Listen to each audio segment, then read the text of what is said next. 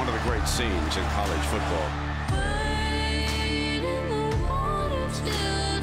The Red River rivalry is heated up. Touchdown Sooner! One man to beat. Allen, no! Touchdown Lehman! He hit it! You gotta lay it on the line every snap. It ain't gonna just be given to you. You gotta earn it. Say goodnight to this one. Archie Rose.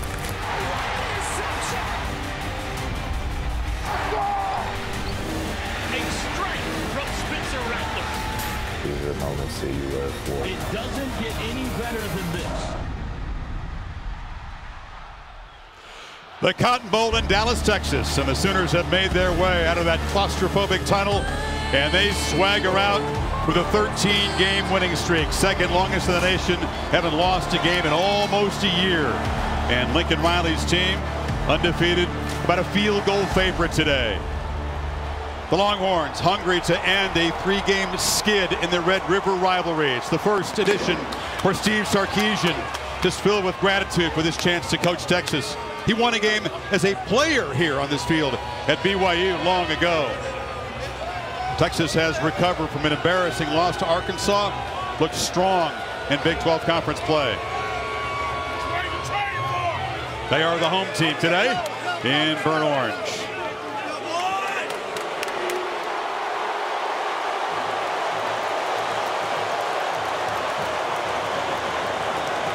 The one and only Red River rivalry, the 117th edition today on a beautiful breezy day in South Dallas.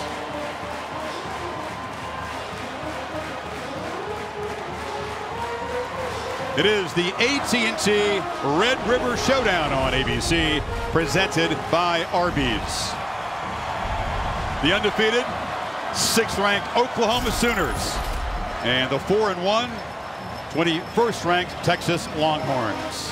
Unfriendly neighbors go at it once again. And welcome. I'm Chris Fowler. Kirk Herbstreit will join me shortly. Welcome to this unique spectacle. We'll do our best to make you feel like you were here to experience it. There are so many plot lines, but let's start with the quarterbacks. For Oklahoma, that's Spencer Rattler. He's coming off his best game of the season last week against Kansas State.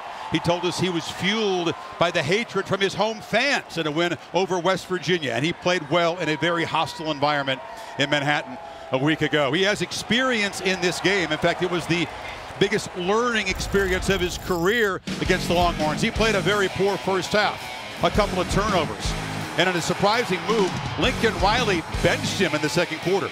But Rattler regroups, came out, and in the second half, played with control and poise. That's the game-winning touchdown pass to Drake Stoops in the 4th overtime. He'll look to use that same blueprint from the second half a year ago throughout the game this afternoon. For Texas, it's a first-time starting quarterback in this game, and it's a great story. Casey Thompson grew up in an Oklahoma family. His dad, Charles, beat Texas a couple of times running the Sooner wishbone, and Casey hated OU growing up. His older brother, Kendall, played for the Sooners. But they didn't offer him immediately, and he made his way to Austin. And now, after backing up Sam Ehlinger for 3 years in his 4th start, Casey Thompson gets his chance, and there's a lot on his platter. Can he play with the same kind of poise that Rattler's going to try to show today? Holly Rowe down in the field with Coach Steve Sarkisian. Well, Coach Sarkisian, this is your first taste of this Red River Showdown, but your quarterback, Casey Thompson, grew up in it. How have you asked him to set aside his personal history and really focus in today? Well, we just want to get back right to our normal routine and our process to prepare for the game. Casey's done an awesome job all week. It's a great atmosphere. This is what college football is all about. You guys are running the football so well. That can be a factor today. Bijan Robinson is special. Why? He's a complete player. He's a better person. I love him to death. Thanks, Coach. All right, Holly. Sarkisian, of course, a great history running offenses. So does Lincoln Riley. They have met only once before this preseason handshake. That was recruiting the same player earlier this season in Dallas. But they've admired each other's play calling from afar. And Sarkisian, in a statement about the confidence for his offense, wins the toss and elects to take the football first. So we'll see Bijan Robinson, Casey Thompson, and company. 82 degrees. It'll get slightly warmer. It's breezy today. It's blowing from right to left as you watch this game, and it could be a factor on special teams. 50-50 split, divided at the 50-yard line. Among the traditions in college football worth preserving, as the landscape shift over time, this is right at the top of the list. Gabe Burkett to kick it away. Roshan Johnson and Deshaun Jameson, both dangerous if given a chance. Burkett with the wind at his back, drives it to the 3, and Johnson makes the fair catch. So here comes Casey Thompson. He's calm by nature, a lot calmer than his dad Charles was when he ran the offense, but this is going to be a test of all that because of the family history. That's Casey on the left, older brother Kendall on the right, played at Oklahoma and then Utah. And Thompson, not the opening day starter, but he came on when Hudson Card struggled, and he is undefeated in his 3 starts. He's taking care of the football, and there is Charles Thompson. It takes a lot for him to wear burnt orange in this environment. He's a lot more nervous than his kid, I promise. He's swaying back and forth.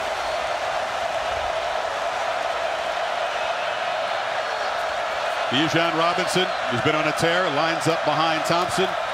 They fake it to him and pitch it out to the perimeter. And that's Xavier Worthy. The talented freshman's off and running. It's a sprint. They won't catch Worthy. Texas touchdown on the opening play. 75 yards.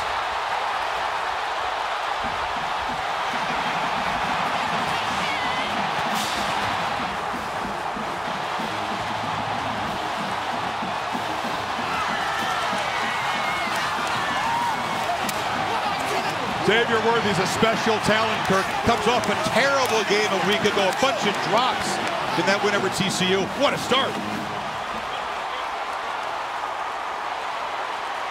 What he's capable of doing is just seen right there. It's been an issue for Oklahoma all year.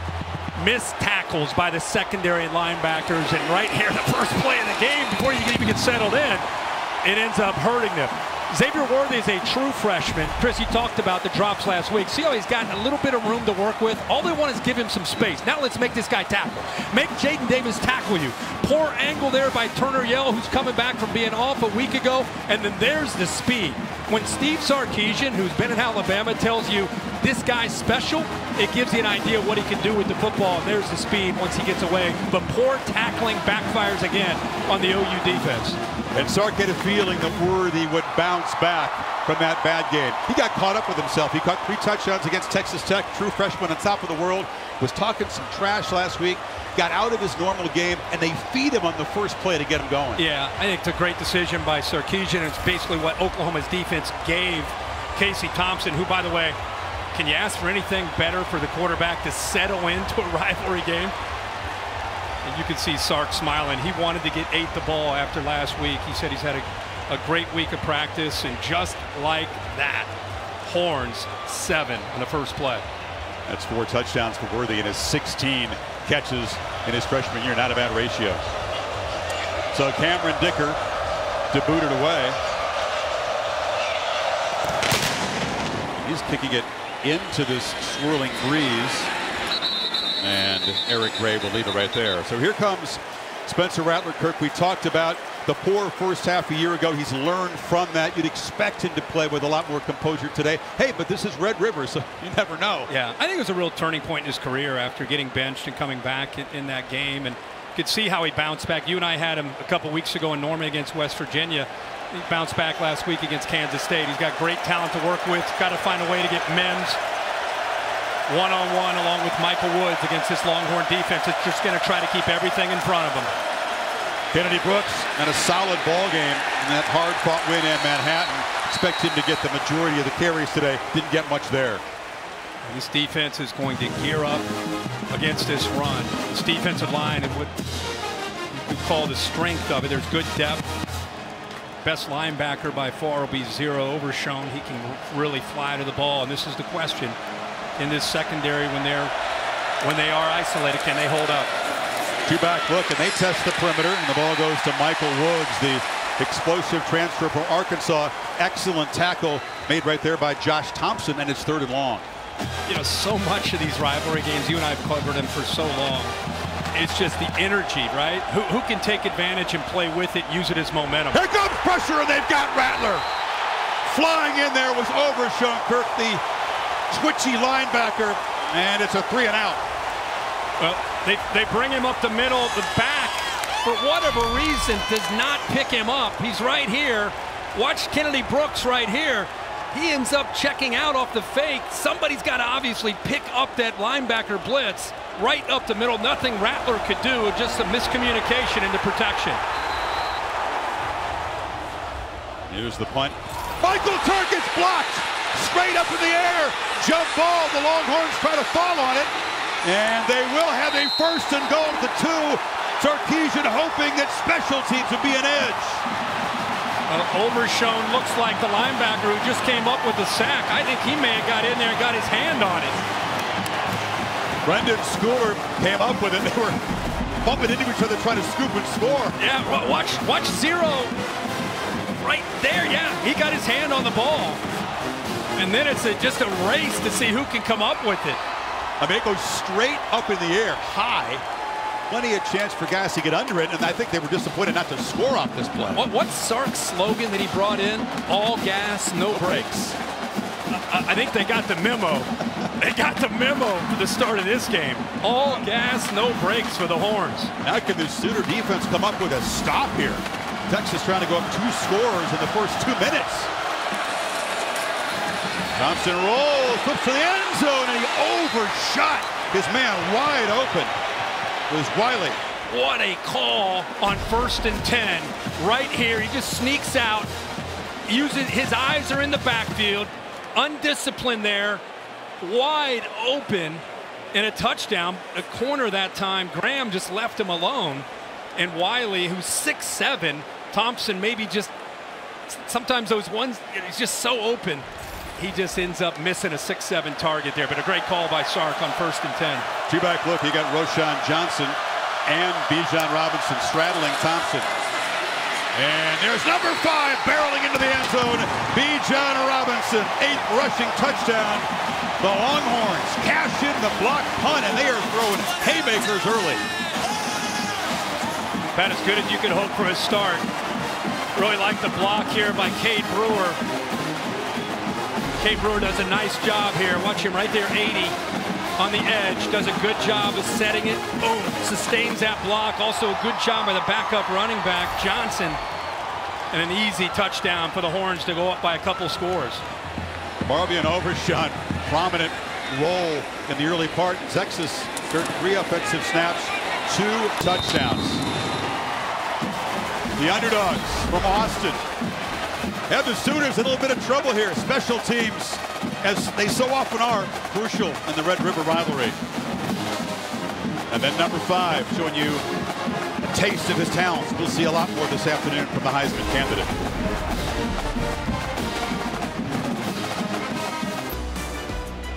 The AT&T 5G Skycam zooming over the Cotton Bowl. That burnt orange section, they're euphoric. They're in shock on the Crimson side. But everybody in here aware that momentum shifts happen quickly in this rivalry. Long way to go. Rattler and company down 2 scores, less than 2 minutes into this. Fair catch on the kickoff from Gray.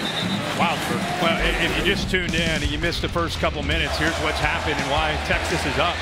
First play of the game. They're able to get their young freshman receiver in space, and Worthy breaks a tackle and takes it to the house. A blitz by the middle linebacker from Texas takes Rattler down on 3rd down. Overshown, then Overshown backs it up by blocking a punt. Gets it to about the 2-yard line. 2 plays later, Casey Thompson, a simple handoff and a touchdown. Horns up 14-0. But a long way to go. No doubt. Rattler flips it, and it's behind Drake Stoops. Incomplete pass, the man who caught the game-winning touchdown pass from Rattler in the 4th overtime a year ago. This is a sketchy start for this OU offense. Yeah, he ends up getting a little bit of depth, just trying to look back, and that was a tough angle for Rattler, but a good reaction by Darian Dunn, who stepped in last week in corner for Josh Thompson. Thompson back this week, but Dunn out there. Sark was very impressed with Dunn's performance a week ago. 2nd and 10. Texas peels back. It's a shot over the middle. Catch made. Immediate punishment delivered by Overshown against Hazelwood. 3rd and long again. He was late with this throw. I don't know what he was waiting on. It's a screen that's set up to the left to Hazelwood. He's late. By the time he throws it, it's into the teeth of that defense. And Overshown, who's off to a great start in this game, just waiting for that and unloads. Pete Kwiatkowski is the defensive coordinator for Texas. Let's see if he dials up pressure on this 3rd and long. They're coming. Rattler tries to make the play on the move, lofts it downfield, and on the sidelines, it's Michael Woods, and they're going to signal a catch made. Some hesitation. They're talking about it right now. It's a catch. They're saying catch. Now, he went out of bounds. I just don't know, did he run out of bounds on his own? You go back, we'll take a peek, and it's a great effort. See if he gets his foot down. That's one thing. He did get the right toe down. They're going fast, so you can't take a peek, but he was out of bounds, Chris, further back. I just don't know if he ran out on his own or he's pushed. I think that was what the communication was about. I think you're onto something, Kirk, because Scott Campbell and his crew, they ran in and blew the whistle. There was you could see the official's hat was on the field. And now also on the field, is that a fox running around? Yeah, that is a fox, right? 30-yard line. He said the 25, he said the 20. We'll show it to you in a second. There he is. He's into the end zone. There he is. See, I think he ran out of bounds on his own. I don't think he was pushed. That's what that was my concern for OU. It's a great catch by Woods, incredible effort by Rattler and Woods. But early, it was such a close thing, but it looked like, Bill, I think he may have ran out of bounds on his own. What do you think? The way we do that philosophy-wise, if there's any contact whatsoever, we're going to give the receiver the benefit of the doubt for coming back in and being eligible. He has to clearly go out on his own. I don't see a lot of contact there. That's one replay they'll look at. Jeff Hansen is the replay official. They use the Command Central, the Big 12 Conference. Well, another look, Bill. Bill, take a look. I agree with you on this one here. When he turns the corner, he's on his own. He stepped out on his own, and replay can get involved in that. I mean, he touched him, but he was already, his momentum was already going out of bounds. Totally agree. Yeah. So it's either a 29-yard gain and OU is in Texas territory, or if they take that play back with replay, it's 4th down and they're going to punt again, down 14. So critical review here. We always have a lot of extended and crucial replay reviews in these games, don't we? We do. Over the years, there's no doubt. This is a big one. Here's the call from After Scott review, Campbell. the ruling on the field of a catch is confirmed. 1st down, Oklahoma. Wow. They're going to let the play stand. They say that Woods must have been, in their opinion, nudged out of bounds. So OU set up at the 46. Chris, I'll just say, I didn't even hear him say anything about stepping out of bounds. That was all about whether his foot was in or out. I don't know if they even looked to see if Woods went out of bounds. They should have. But you review the play, Bill, you're supposed to review all the aspects of it, including that, right? All aspects of the play should be reviewed, including that. And their whole thing is, if he had no contact, stepped out on his own, it is reviewable. To me, OU catches a big break. Jeff Hansen has told us that in his view, he was nudged out of bounds. So the play stands.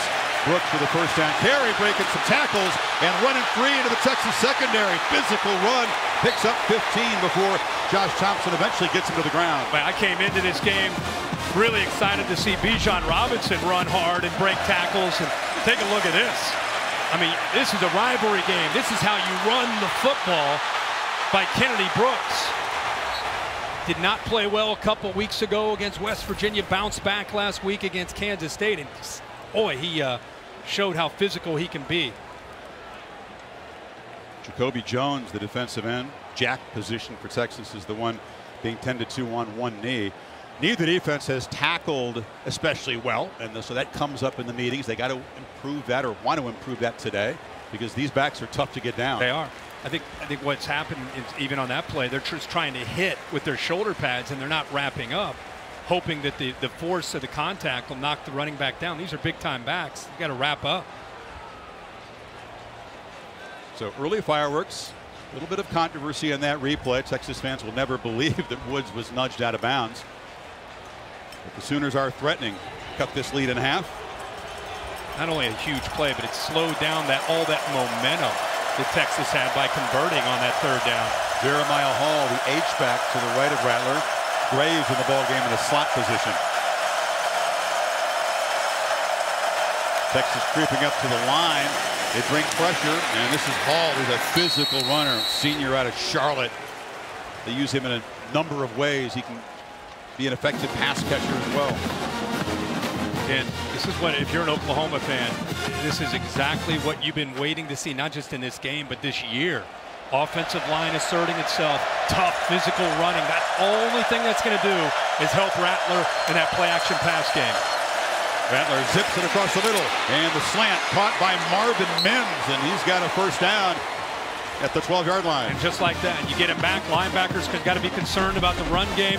Brockenmeyer, the middle linebacker, 47's dropping, gives him a nice throwing window. He's able to get away from the corner there, done into the inside with all that space to work.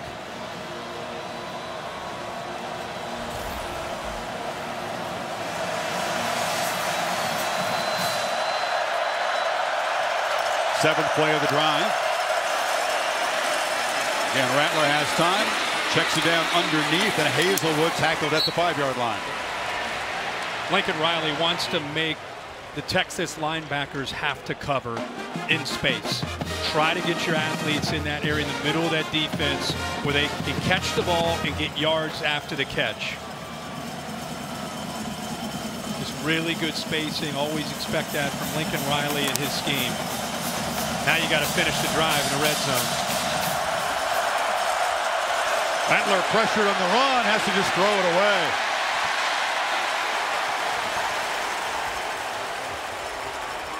Jeremy Thompson got in there in a hurry. Yeah, they brought the safety, Jeremy Thompson. Just off the edge, they walked him up. You see him right there, 28.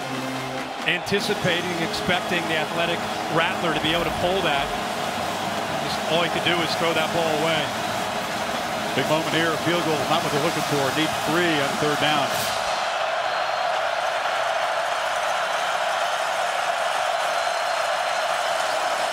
On the delay, Brooks patiently makes his way for about a yard. Luke Brockermeyer stopped it, it'll be 1st and goal.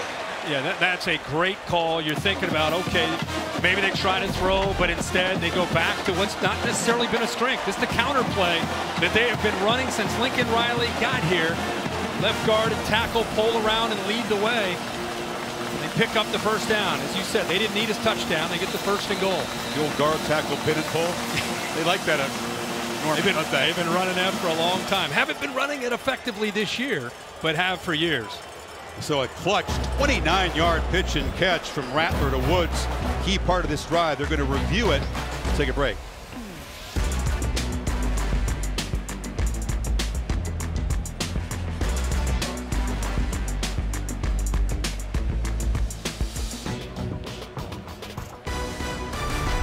College football on ABC is presented by Arby's. We have the meats. That's just the Superman leap by Roy Williams, who's here. Teddy Lamont is doing the color commentary of the Sooner Radio Network. That was my very first in-person experience with this rivalry. Right there with you. Standing there just in all low-scoring game. It was 7-3 at that time. Game that every possession mattered, and Roy Williams ends up making the play that we'll all never forget. That was a long review to confirm the spot. So it is 1st and goal for OU.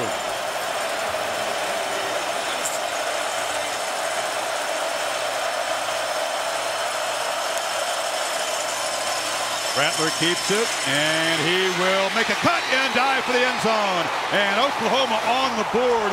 A crucial possession early in this game.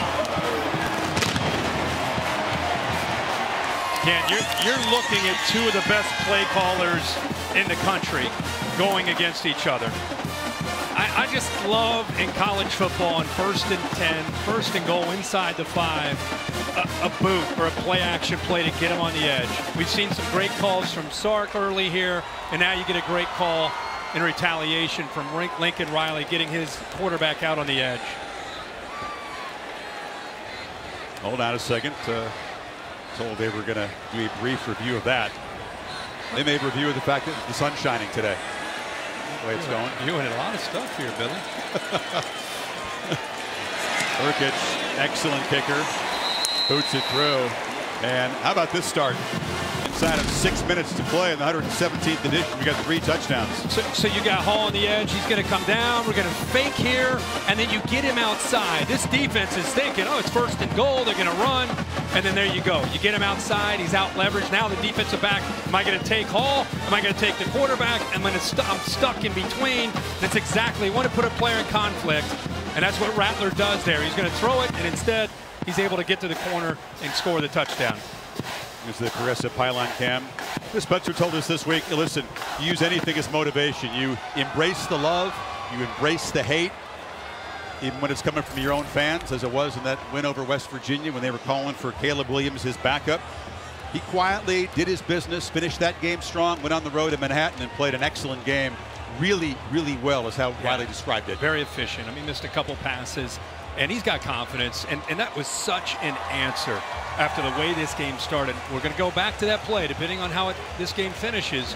That third down conversion, when he made that great throw down the sideline to Hazelwood. He looked like Hazelwood may have stepped out of bounds, but they reviewed it and called it a catch. But that was a critical play on that drive. Sure was. That could have been a game-changing play. Oklahoma comes back to win it.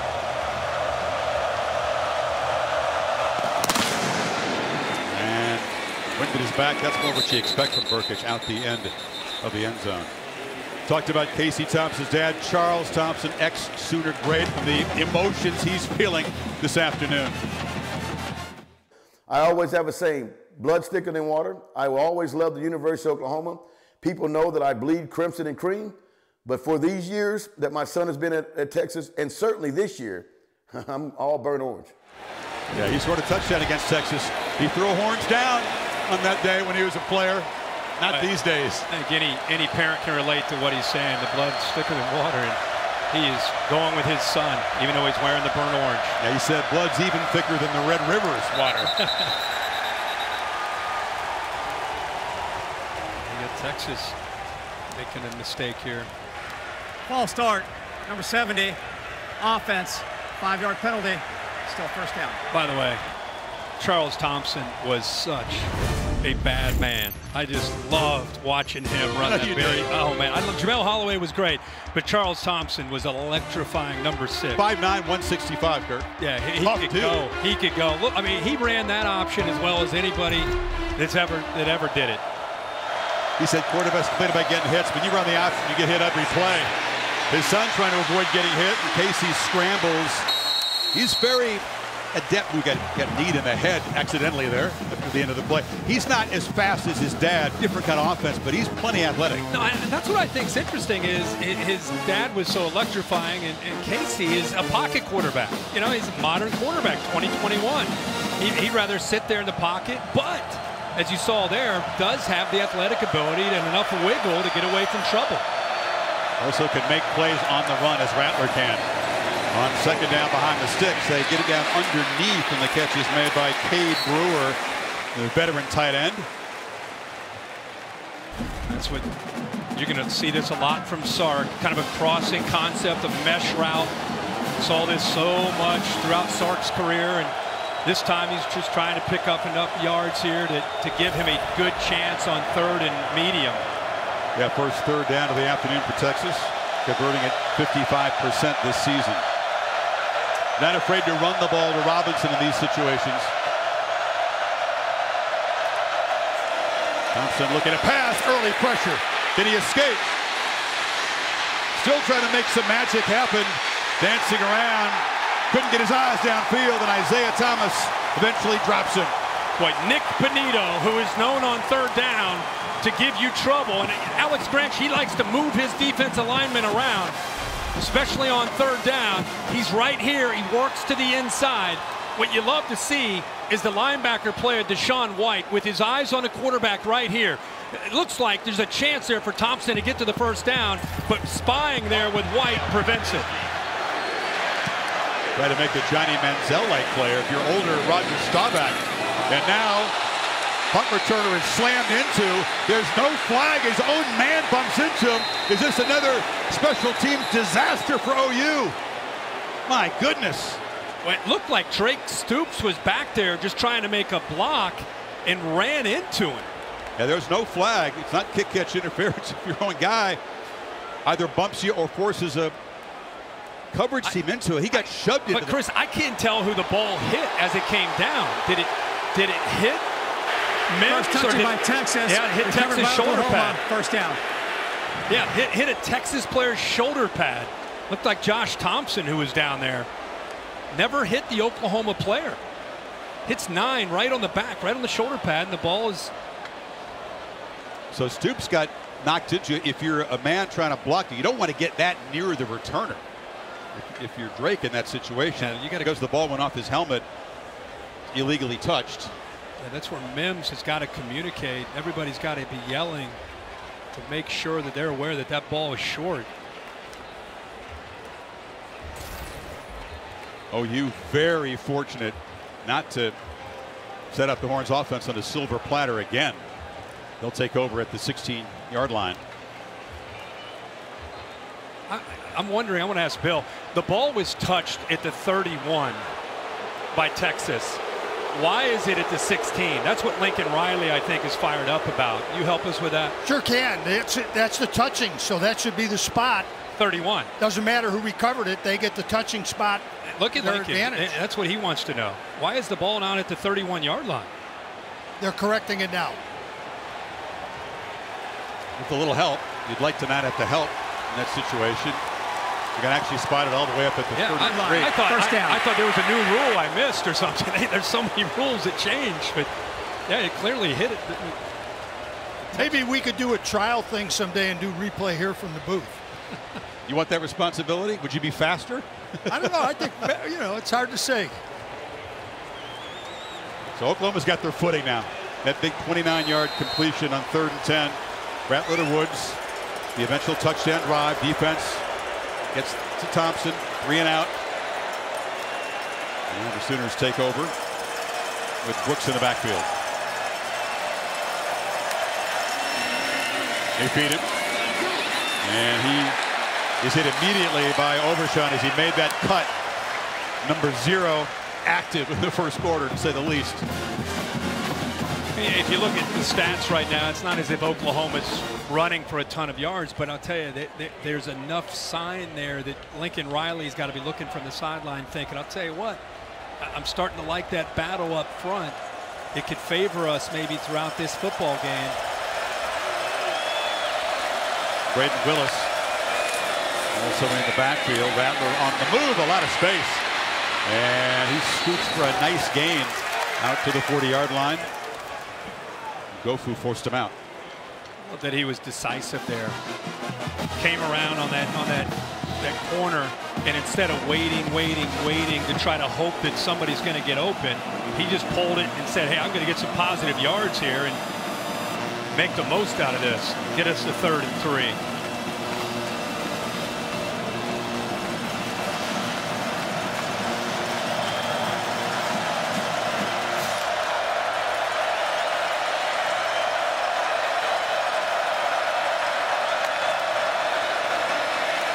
No pressure. Intercepted. He just airmailed the ball. And it's picked off by B.J. Foster, his 2nd of the season. Inexplicable, Kirk. Well, it's a miscommunication here with Stogner. Stogner in the tight end. If you watch this, he's right here. The mistake he makes is he ends up running the route to the outside. Quarterback's waiting for him to break to the inside. So a miscommunication there. You could also see Hall a bit confused on whether the ball was intended for him. But that is a classic miscommunication between the quarterback and a receiver. It's not as if Spencer Rattler's back there trying to throw the ball to Texas. That's a miscommunication. They got to get on the same page. Yeah, 5th pick for Rattler, but that one is on the H-back Stogner, a veteran, normally a trusted target. He was a big part of Red River a year ago. He caught 6 passes against Texas. Longhorns at their 49. Thompson wanted to take a downfield shot. Now does deliver. They strike, and the catch is made by Worthy. What a first quarter for the true freshman. Boy, is he emerging. You'll see him coming from the left. He gets one-on-one. You got play action. He's right here. Keep an eye on him. Watch him reverse. Go the other way. Get separation. Casey Thompson's waiting. The patience there pays off, and eventually he finds the freshman. All the focus on number 5, Bijan Robinson. They had not featured the tailback yet.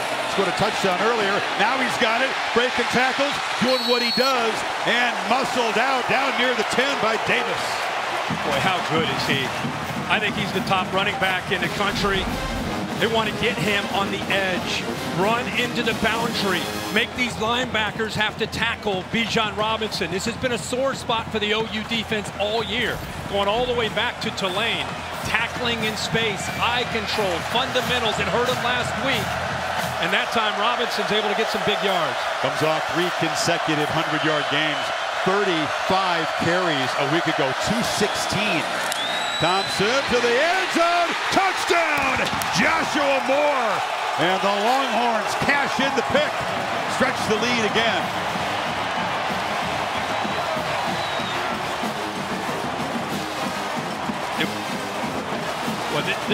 This is vintage Steve Sarkisian and a great throw by his quarterback, Casey Thompson. It's a man beater where he's able to set up a pick. Has 2 Oklahoma defenders run into each other. Justin Broyles, who's trying to stay with Moore, ends up running into his own defender, creates that separation. But that's a well-designed play by Steve Sarkisian. Now here's the pick that set it up, the miscommunication with Stogner and Rattler. And it sets up the touchdown pass. They've been waiting for Joshua Moore to break out. He's come so close to big plays this year. His first touchdown puts Texas up 2 scores. Big wheel keep on turning at the Texas State Fair. Nice shot from the blimp. Aerial coverage provided by Goodyear. Anything can happen as long as you have the drive. Goodyear, more driven. Anything can happen to the Red River rivalry. We've seen a lot already here in the first 10+ minutes of this one. Texas back up by 2 scores, quickly converting the interception. And the fair catch made. OU to start at the 25. To Holly Rowe. Guys, a big development for this Texas defense. Their starting defensive end, or that jack position, Jacoby Jones, a senior, is doubtful to return to this game. We saw him limp off with a right foot injury. They've taken him into the locker room for further evaluation. I have seen number 18, the transfer out of Notre Dame, Ovi Ogofu, in for him, and he's been making some plays. We'll see if he can hold up in there. Yeah, that's a disappointing development for Jones. He's a guy that brings energy, effort every play, leads the team in quarterback pressure. So now Ogofu will switch positions and come down and take over. Rattler rolling on first down. A long throw, and it was too far for Michael Woods. He throws it well on the run. You see the strength, just a little off target. This is where the experience of Spencer Rattler has to come into play. He was benched a year ago in this game. He has a tendency to want to make plays happen. Just threw a pick. Just got to calm down.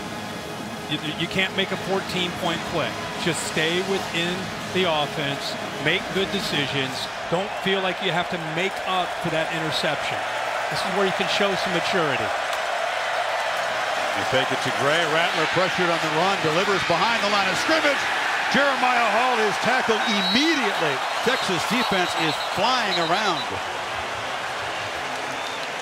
But Jalen Ford, 41, comes to the right off the edge, does a good job of pressuring Rattler. That kind of blew the play up.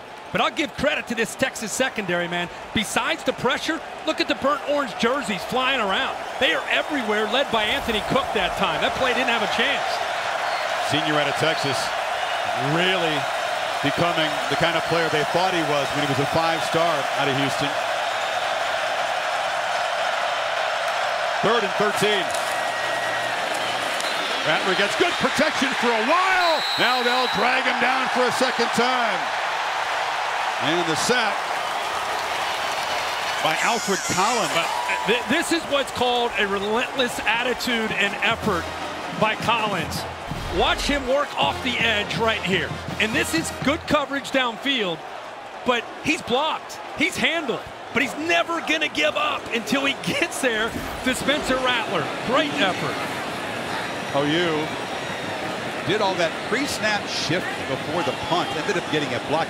More and more teams do this. I frankly don't get it. See it a lot. That kick is driven into the wind. A bomb way over the head of Jamison and rolls all the way to the end zone. 85-yard punt, 85. Slightly wind-aided, but got cheated. He rolled into the end zone. Fired up after the block the first time, huh? Let it out there. Michigan, can they keep it rolling? Harbaugh's team ranked number 9, undefeated. Nebraska, desperate need of a win. It's in prime time, presented by Capital One on ABC, also on the ESPN app. Michigan only a slight favorite in Lincoln. It's going to be a battle. It'll be a good game. Nebraska, I think, has found an identity on offense, playing better defense, and Michigan playing with a swagger, a newfound swagger this year. This Texas offense, Kurt, they got a little swagger. They've run 9 plays. They got 3 touchdowns.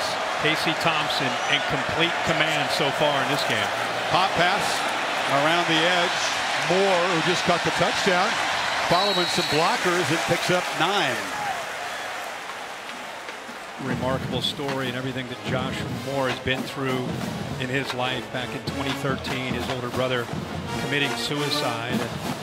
And he wears a necklace with his photo around his neck to try to make him proud every single day.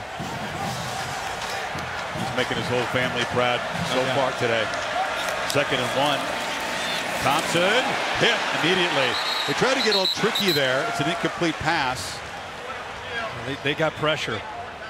Time Alex Grinch, instead of sitting back, he brought not only Benito, and also you see up the middle there, Asamoah, also 24.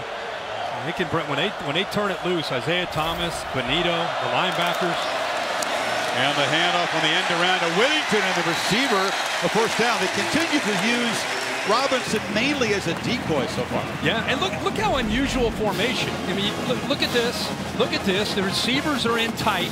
Now watch the quarterback. It's like high school football. Oh, we're giving it here. We're faking it this way. Pretty good high school.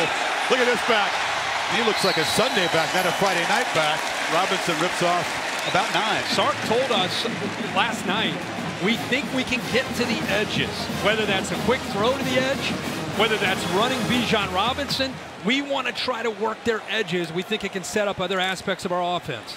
Robinson, that time right off the gut, and he just barrels into OU territory. Asamoah stopped him, but Robinson already 32 yards on his 4 carries. Since that loss to Arkansas, they've redefined who they are as an offense. It's been really Bijan Robinson and the physicality running over 60% of the time, but this has been a different offensive attack in this first quarter that Alex Grinch trying to get his arms around and try to figure out how Texas is attacking.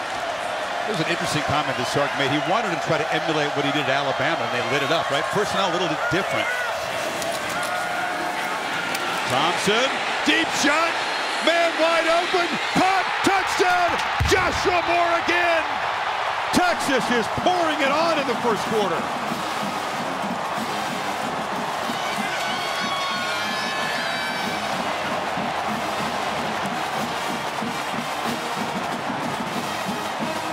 .48-yard strike. Can you play any better at quarterback than Casey Thompson has so far? No, not at all. And the defense is confused here.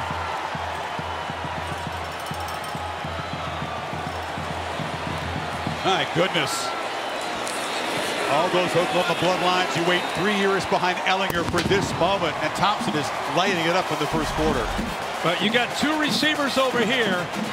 Watch how the Oklahoma secondary responds to this. They do not see, they don't have a real good feel for what they're seeing. And now you get behind coverage. Some blown coverage. They kind of flooded a zone, and it confuses the OU safeties. Out of position, they end up taking the crossing route with Whittington, and it frees it up for Moore on the back end of the defense. As a true freshman from Austin, Latrell McCutcheon giving chase in vain, but badly beaten. And Sark says, I like that one. We thought we could get that. Yeah, and Alex Grinch said to us, our eyes have been a problem. Our discipline, we haven't had great eye control. We're getting confused. And when I heard that and what I saw on film, and then I thought of Sark, I told him that last night. I said, the way you manipulate things and the way you can try to affect the secondary, this will be interesting to see how Oklahoma responds to that. And there's another example of Sark dialing up a play and confusing a freshman defensive back. Yeah, confused, hesitant eyes. That's a nightmare when you're trying to stop Steve Sarkisian. He's in a play-calling rhythm right now, and he's got a quarterback who's dialed in. Boy, it's Casey Thompson. He's a big preparation guy. When he said he reminds me of Mac Jones in the way he prepares for a game, That's a bold statement by Steve Sarkisian. And I love the fact that he's in his 3rd year and he's battled through some adversity and appreciates where he is today. Ray's going to have a fair catch again. That's an interesting comparison. You know, Mac Jones, not the most dynamic athlete. Thompson's a better athlete, but nobody last year prepped better than Mac Jones as a quarterback. Right. Well, he had the year that he had. So once again, Rattler has to calmly do what he needs to do to get his team back in the game, but they're down 3 scores now, Kirk. Yeah. Temptation is to want to strike quickly. Right. I mean, you got to play with some urgency. And you, at the same time, like we said on that last drive, you just got to have some awareness of not trying to force the issue. You don't want this game to get completely away from you. Brooks hit immediately. And Texas, this defense, they gave up 333 on the ground to Arkansas. They were trampled by the Razorbacks. A lot better since then. There is another Longhorn defender down. Ray Thornton, transfer from LSU. You're right about this Texas defense. Sometimes, you know, you see it, rivalry games, a lot of emotion. Typically that favors the defense because of the fire that you play with in a rivalry game. We've seen that more, obviously, from Texas than we have from OU. Looks like Thornton's going to be able to walk off. Well, I mean, if you know the history of the rivalry, you know to expect the unexpected, but we've certainly seen that in a pretty frenetic first quarter. Not much has gone right for OU. They're one 29-yard 3rd and long completion away from being shut out in this first quarter. Yeah, I mean, Texas incredibly well prepared, done everything you'd hope to see: offense, defense, special teams. Oklahoma, you know, it's a team because of Lincoln Riley, the respect you have for him, you don't ever count them out, but they need to put together a few first downs and regain some confidence.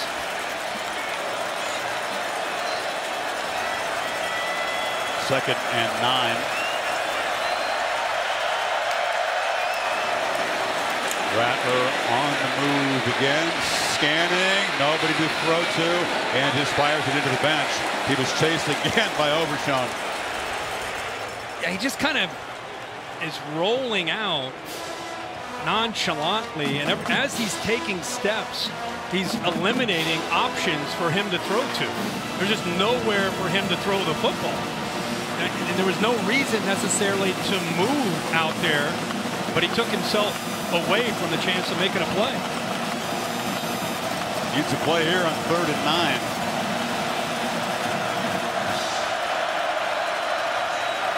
Texas not showing pressure this time. 3 receivers bunched to the right.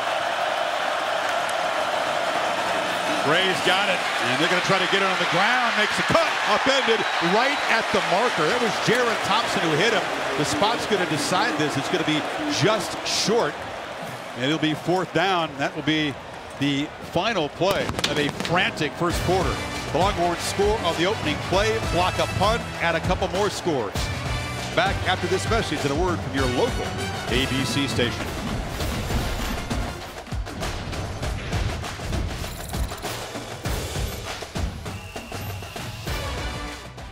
Deep breaths, ready for the second quarter of the AT&T Red River Showdown on ABC, edition number 117, presented by Arby's.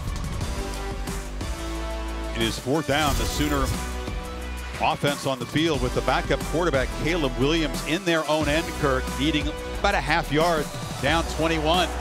Riley, got to do it. You got to do it. Surprised he's not under center, but you got to do this. Williams from Washington, D.C. is a true freshman. Texas had 12 guys on the field running off. Timeout. So they had to get Texas. a timeout. First of the half. And Williams came in a crucial play. It was early against Kansas State at the 1-yard line after Rattler had driven him down. Took his eyes off the snap, lost it, ended up taking a sack. It was an awful sequence. Rattler came back in. They had to settle for 3.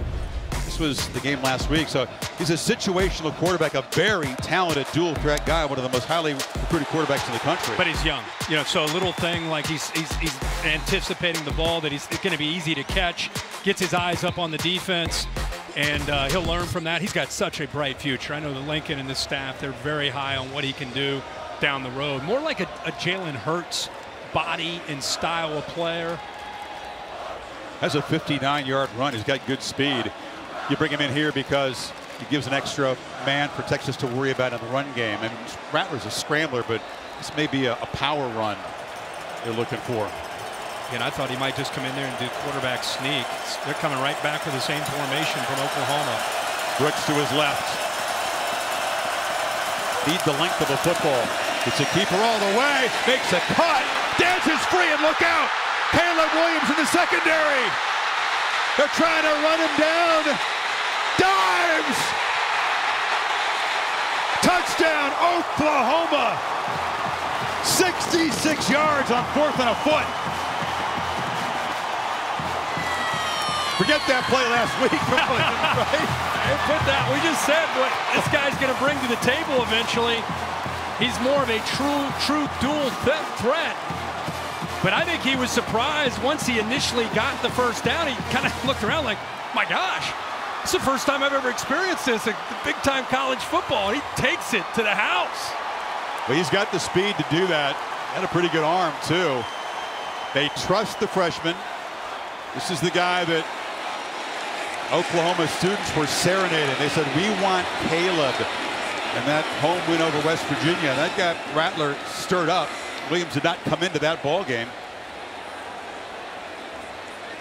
Yet another Texas defender is down on the field.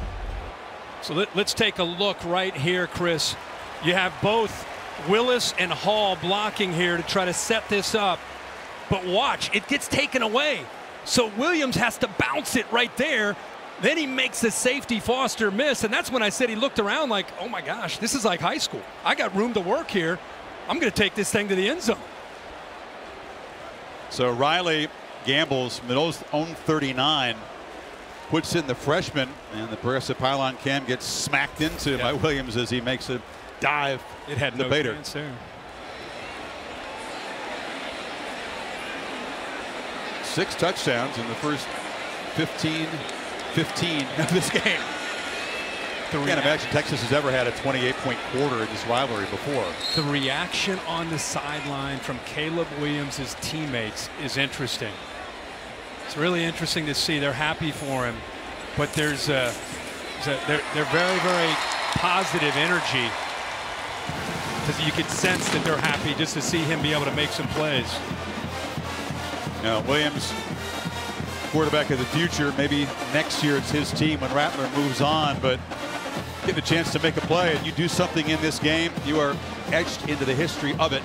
And he wastes little time. No matter what he accomplishes, he'll never forget that play. Back in 10 seconds. Now we'll look from Ram Trucks. Ram Trucks, built to serve.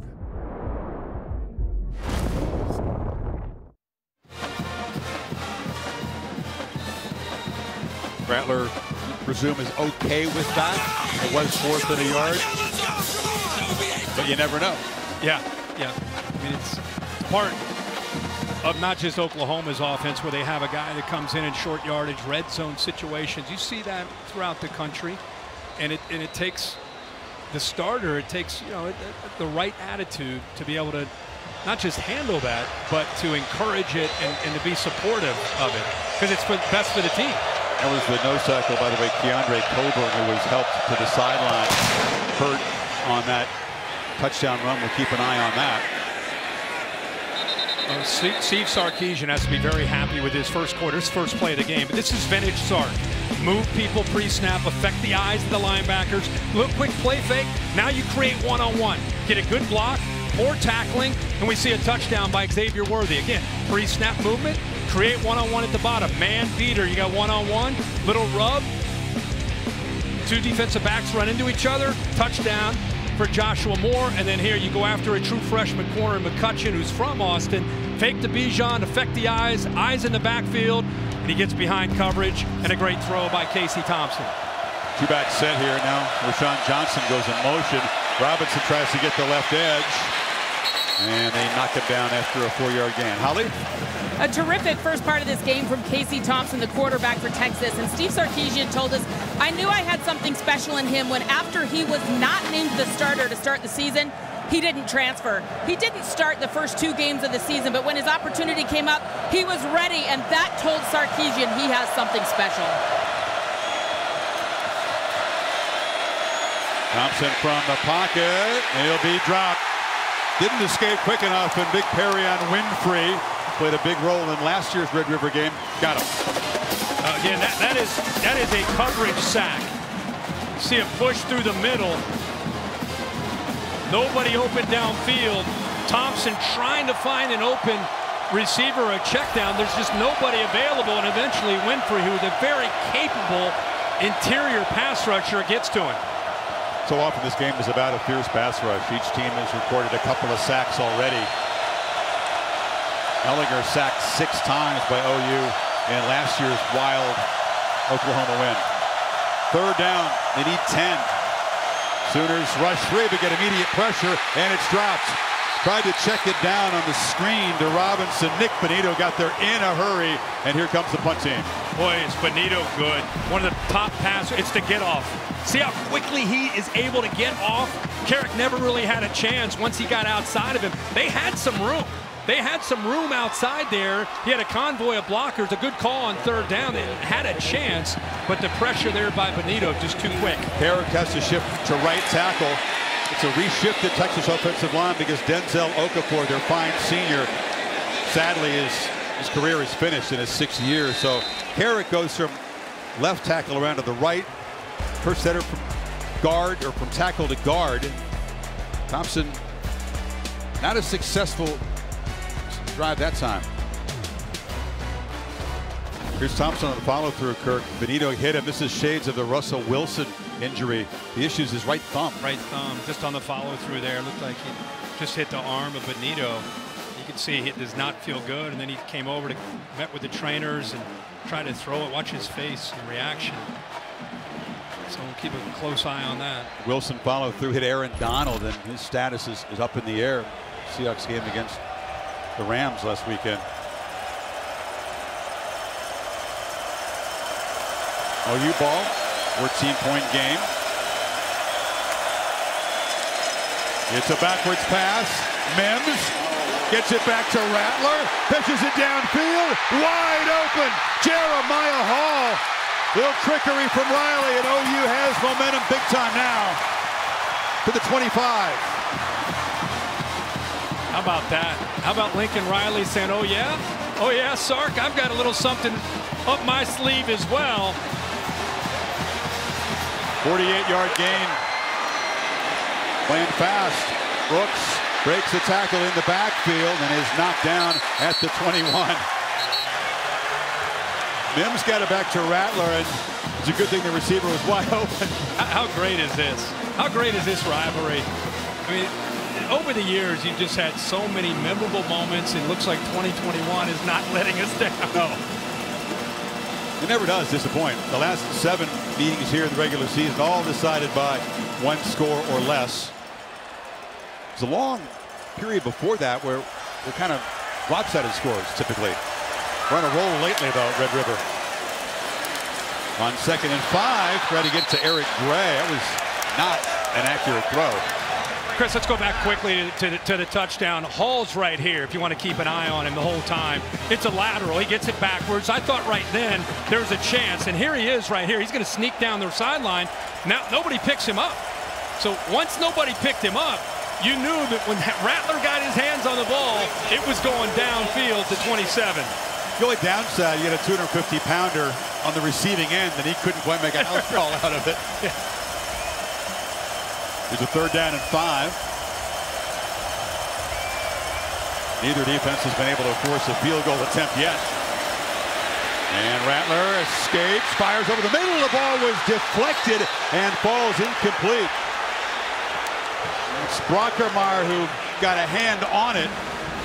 E.J. Foster down doing push-ups, and it is 4th and 5. I just pointed out where Mims was, and he's looking this way. I don't know why he didn't pull the trigger right there. That's a 1st down. Instead, he's got to try to make something happen, and it throws a dangerous pass. But he had his top receiver, Marvin Mims, right at the sticks with room. So Burkich on from 39. Reliable kicker. Had an unfortunate moment in last year. Had a chance to win it in 3rd overtime. Hooked it badly. Ended up not costing Oklahoma. Sooners chip it away. Texas lead now 11.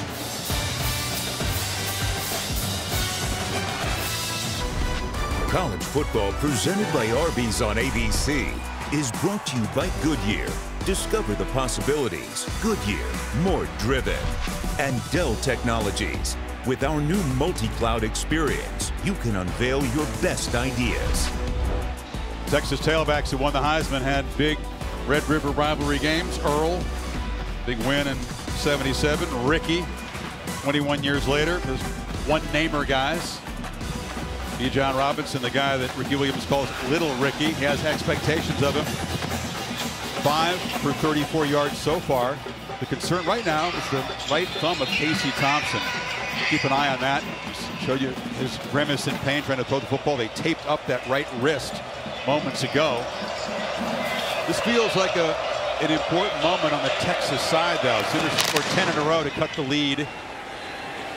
And Texas offense sputtered the last possession. It'd be interesting to see how Sark approaches this. It's been a wide open approach up to this point. We came in thinking you'd see a lot of Bijan Robinson. So far, only 5 carries. Now he's averaged 7 yards a carry, but let's see if he just keeps going with the same approach, or does he try to protect here this initial series after that injury? Does he try to protect his quarterback's right hand? Have you had a thumb injury before? Never. I never did. Never did. You know, that's usually a follow through, or when you're trying to brace yourself from a fall. Thumb is a painful injury. They pull it and deliver a slant right on target. No problem with the thumb that time, and it's Whittington out across the 40.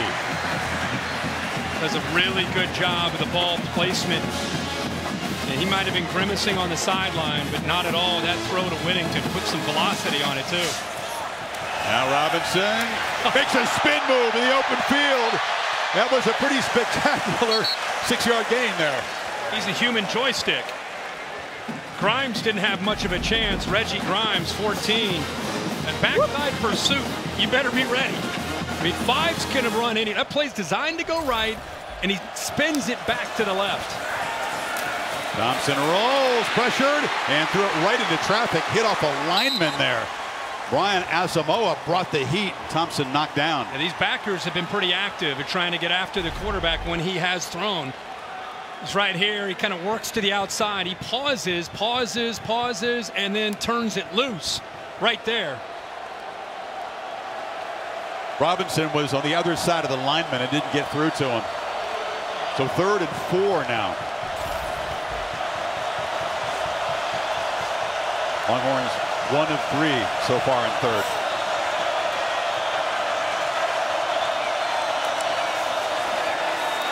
They wanted to get the ball to the right to Robinson in the flat, and then he ran out of time. Pressure again inside. Perry on Winfrey. 4th down. A miscommunication. You talked about that offensive line, and they see pressure and movement, which is what Oklahoma is known for, and they get spooked. The right side of the offensive line right here. Watch the confusion with the movement. Inside, do I go outside? They end up turning loose Perry on Winfrey, who flushes Thompson out of the pocket. I think the thought was to get the ball to Robinson in the right flat. He had some room over there. Pressure was too quick. So Cameron Dicker, who handles the punting, they went 2.5 games without punting. They went 29 consecutive drives without punting the football. That's incredible earlier this year. First punt this afternoon. Week 5 of the NFL gets kicked off tomorrow morning, 10 Eastern. Sunday NFL Countdown. Interviews with Dak Prescott and Joe Burrow, former LSU star, and Monday Night Football. Lamar Jackson, fun to watch. The Ravens and the Colts, 8 o'clock on ESPN, both streaming live on the ESPN app. This game has been about momentum. Right now, Oklahoma has that momentum with 10 straight points. Been back on their 14. Stoops in motion, and they get it to Brooks. And Brooks rolling into the secondary, out across the 30. There's a direct snap to Kennedy Brooks. He's got some blockers leading around, and Wills along with Stoops. Texas barely got lined up and look a little dazed and slow to react right now. That's another 9-yard gain. You're right. You know, it's as if Lincoln Riley can sense that, hey, we've got him on the ropes here. Let's not let up. If anything, let's go faster. I mean, they'll mix in tempo, but they're not a high-octave tempo team. But right now, they feel like they have Texas on the ropes. They don't want to slow it down. Brooks again, left side, strong out, spins free. Should have been tackled behind the line. Got very near the marker before Jet Bush got him down. It's just short. He got through. That was Jet Bush who got out there on the edge. But he's able to run through that arm tackle. I thought he did just enough, but he is a little bit short of the first down. Be third down. Remember, we saw Caleb Williams come in on that 4th and short. He's the short yardage quarterback. I love what you brought up. It's not just designing plays, know when to call them, Kirk. It's both Riley and Sarkisian having a tremendous feel for the rhythm, how your team's playing, how the other defense is looking, and knowing when to hit the throttle. Yeah, seeing how they're reacting. And it was almost as if for the first time all game, Texas had a deer in the headlights kind of feel to him. And Lincoln Riley and Spencer Rattler sensed that, and that's why they started to go faster there. It's not just the breakneck tempo. Big 12 has been very different this year. It's been slower. Defenses have had their way a little bit more than we're used to seeing in this conference. Sometimes Oklahoma gets the ball 8-9 times a game. That's very uncomfortable for an offense like that. Yeah, oh, they're actually, boy, they're really close. Yeah, it has been different. I mean, they're making the most of their opportunities. Right. I mean, if you look at the points that they're scoring, but biggest difference to me is they've not been able to be physical at the line of scrimmage the way they, when Baker was here and Kyler Murray and Jalen Hurts, they've not been that kind of team last year or this year until today. I feel like this feels a little bit more like Lincoln Riley and Oklahoma when they can start to run the ball a little bit better. And if they can run the ball, it's going to be a long day for the defense. If they can get the shot plays, the downfield plays going, that could help open up the run. That's been a real problem too. They've resorted to trickery today. The throwback eventually connecting with Hall, and of course Williams coming in on that sneak, 66 yards for a touchdown. So Rattler does stay in on a 3rd and short.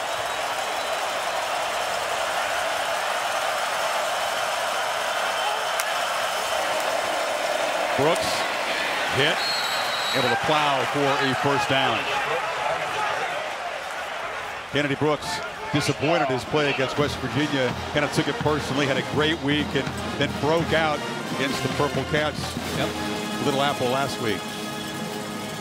Been pretty impressed with him after opting out a year ago. You're talking about a guy that had 1,000 yards, over 1,000 yards in 18, over 1,000 yards in 19, opts out last year, but he seems to have found his rhythm at the midway point this year.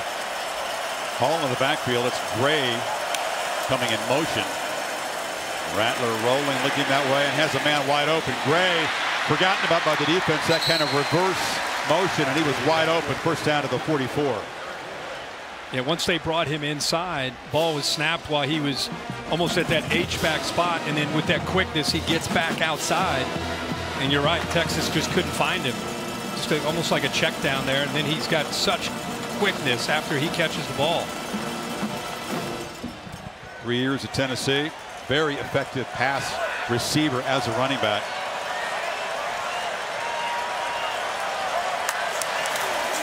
They fake it to Gray. Rattler caught up in traffic and loses the ball on the ground. Texas say they have it. It's a turnover. Overshown, who's had a monster first half, recovered it. Ben Davis knocked it out of Rattler's hands. How about Ben Davis, who hadn't played a ton this year, the Alabama transfer, knocks that ball loose, and again, Spencer Rattler trying to make a play, trying to keep a play alive. Ball gets away from him, and Ben Davis, to his credit, taught to attack the football, and there's Overshown quickly jumping on top of it. That's the first time the Sooners have lost a fumble this season. Only their 5th turnover. And Oklahoma fans, that's an uneasy reminder of what Rattler did a year ago in the first half here. Couple of turnovers now. The first pick wasn't on him. That one was. So Texas taking over near midfield, trying to reestablish momentum here. Thompson Flips it to Robinson, and Robinson another spin. This one inside, another exciting short gain. Corey Roberson on the stop. Now, this Oklahoma defense all week, especially after the week they had against Kansas State where they didn't play their best, they have heard nothing but stopping number 5. Every time he touches the ball, I want to see hats to the ball. We need to swarm. We need to leverage the ball. He makes people miss. Bijan's got it again, turns the corner, makes people miss, makes one of those cuts, looking like Reggie Bush in the open field. Number 5 still running all the way to the 1-yard line.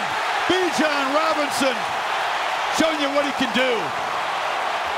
It was overdue, wasn't it? Yeah, I mean, you knew it was a matter of time. This kid may be the best player in the sport. This kid is big time.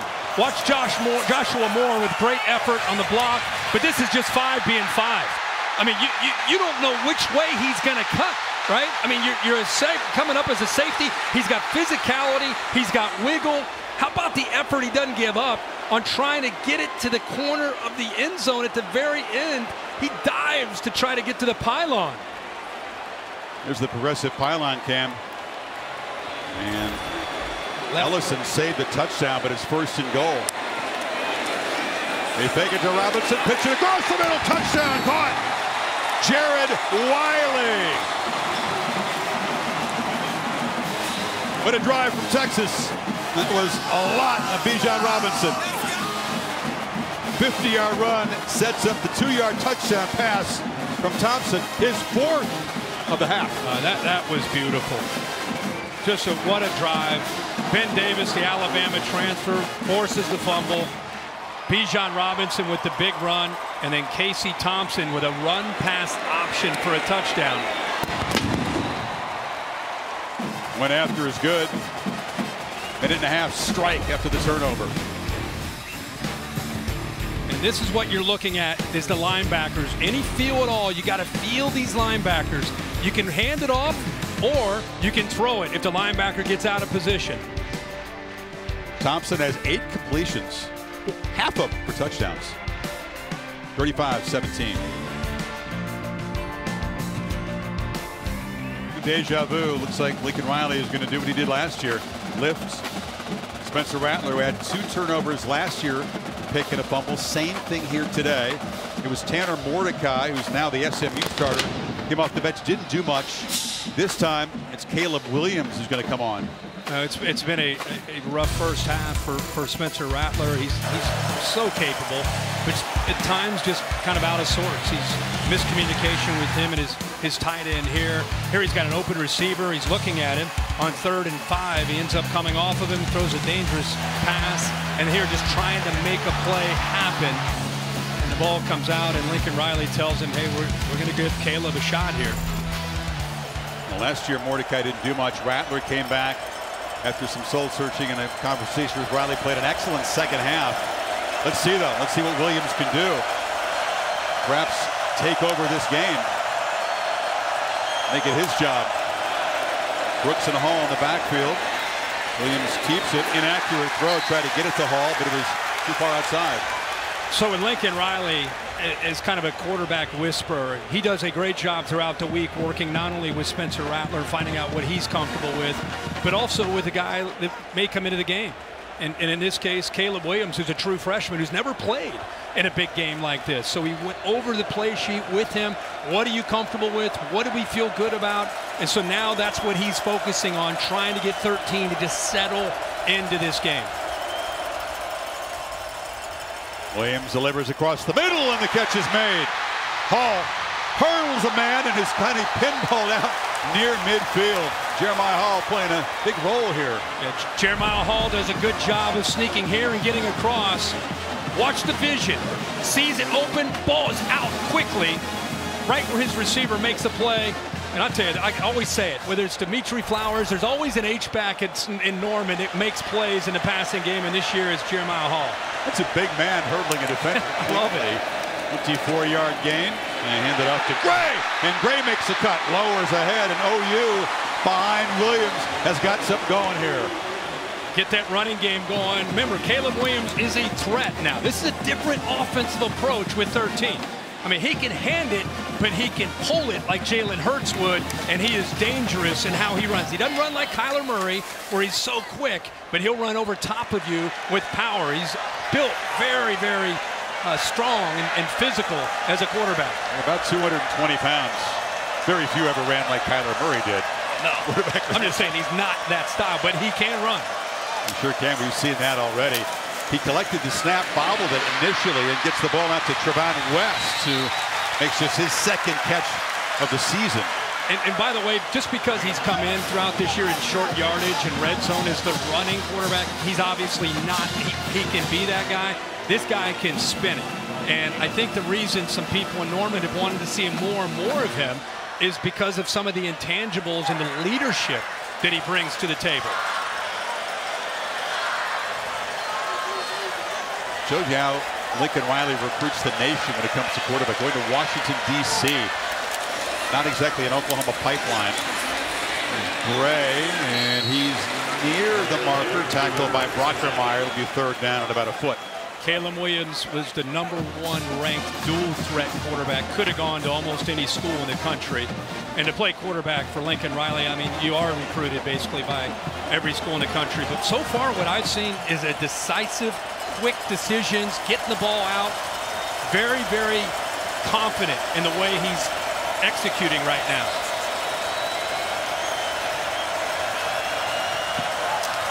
On third down, Brooks hit it immediately at the line there, broke a tackle, and falls forward for a first down at the 21.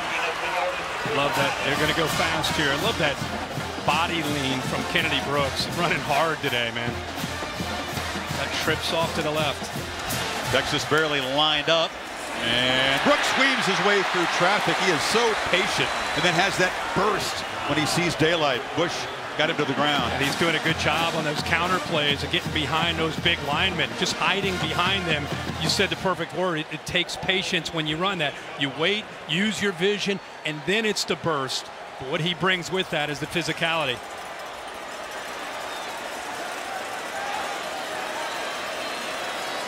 Sooners trying to bring this lead back under control before halftime. Off the play action, Williams retreating, buying time, rips it to the end zone, just out of the reach. You know what, man? The fact that he saw him has me excited. I mean, the fact that this is a young quarterback that's trying to run for his life and trying to make something happen. The fact that he didn't give up on this play and just throw it away, and he somehow got that in there, almost completes this to Wills, is impressive. Good vision downfield by the freshman. See if Wiley's thinking 2 plays here. Yeah, it's the first half, but the lead is 18. It's 3rd and 5. Quarterback run, always a threat with Williams in the game. From the pocket, though, delivers a looping throw to the end zone. Jump ball broken up, trying to get it to Hazelwood. And that was a nice play by Deshaun Jameson. 4th and 5. He got pressured. He couldn't quite come through the throw. The ball is going to be underthrown. It's one-on-one, trying to go back shoulder to Hazelwood. But if you see the pressure, he couldn't quite get his body into the throw, and I think it affected the accuracy. But a good drive by Caleb Williams here to come into this game. Burkich on for an apparent field goal attempt. If you're Texas, you want to be alert for a fake here. 35-yarder to cut the lead to 15. And Burkich does drive it through. So, first possession for Caleb Williams. They drive it 58 yards, settle for 3.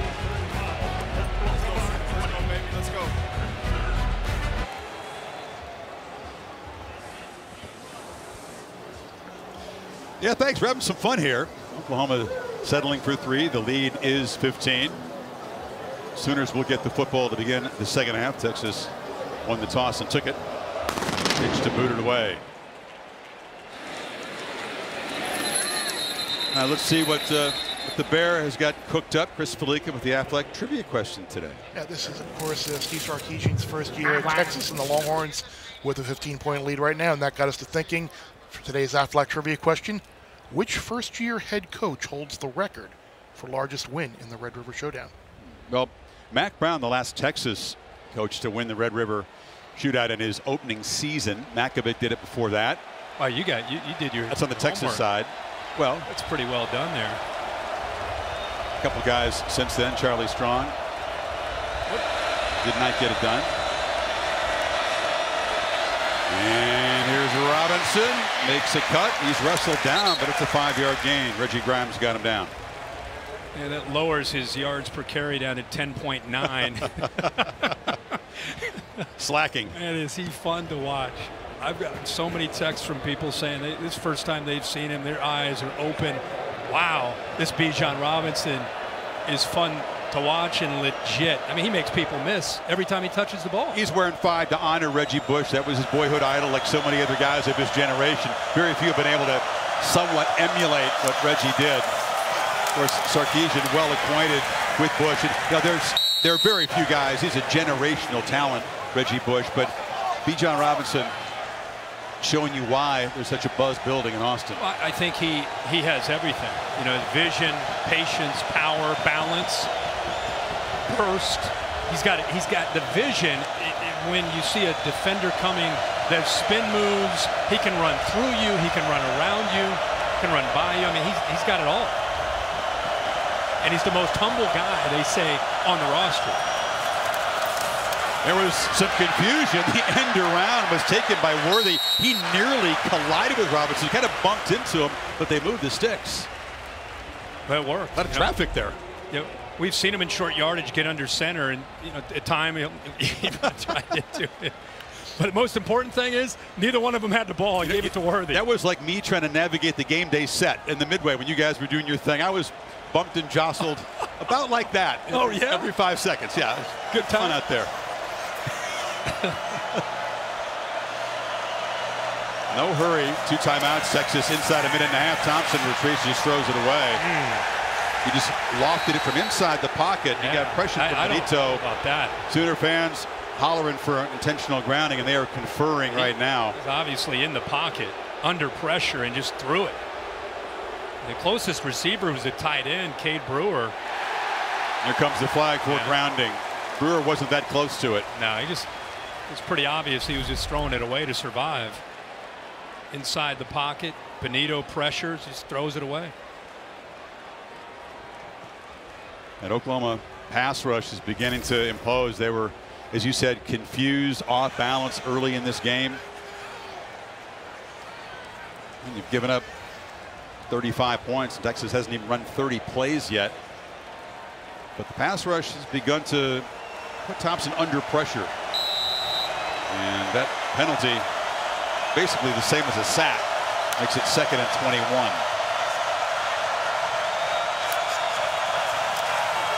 Thompson launching downfield, battle on the edge, diving catch by Worthy. The true freshman having a spectacular first half. Well, he's going up against Jaden Davis. Jaden Davis surprised. I mean, Worthy got right by him at the line of scrimmage. That was over at the line of scrimmage, and then it's a foot race and a perfectly placed ball when the young man can go out, lay out, and come up with a big catch. 43-yard gain. Texas trying to play quickly here before they can stop and check that catch. And it looks like they couldn't get the play off.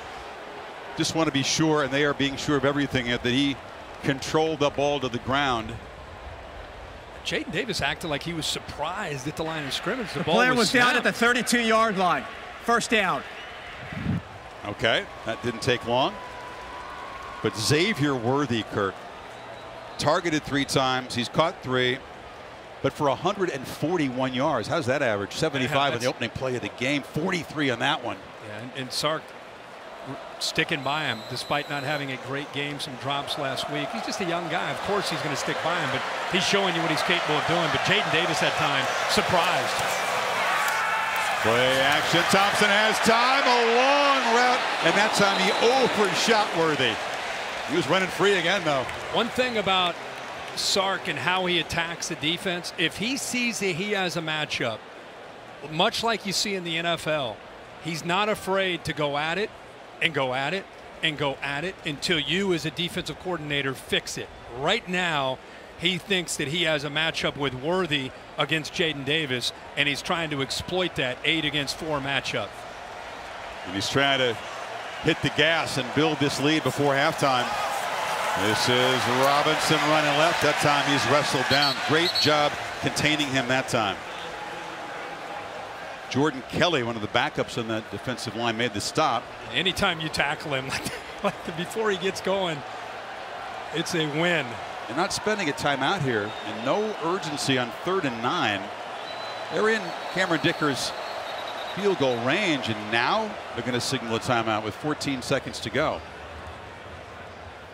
Okay, well, we have the timeout. Check back with Chris Felica. The year was, or the question was, the first year coaches in the Red River rivalry, the biggest margin of victory. Is that what it was? That was the tempted to say, like, trivia question. You are correct. There's a lot of them. Switzer, Wilkinson, the Oklahoma side. You did nail the Texas one, which was Mac Brown, the 34-3 win. But the answer to today's athletic trivia question is Barry Switzer. The year was 1973.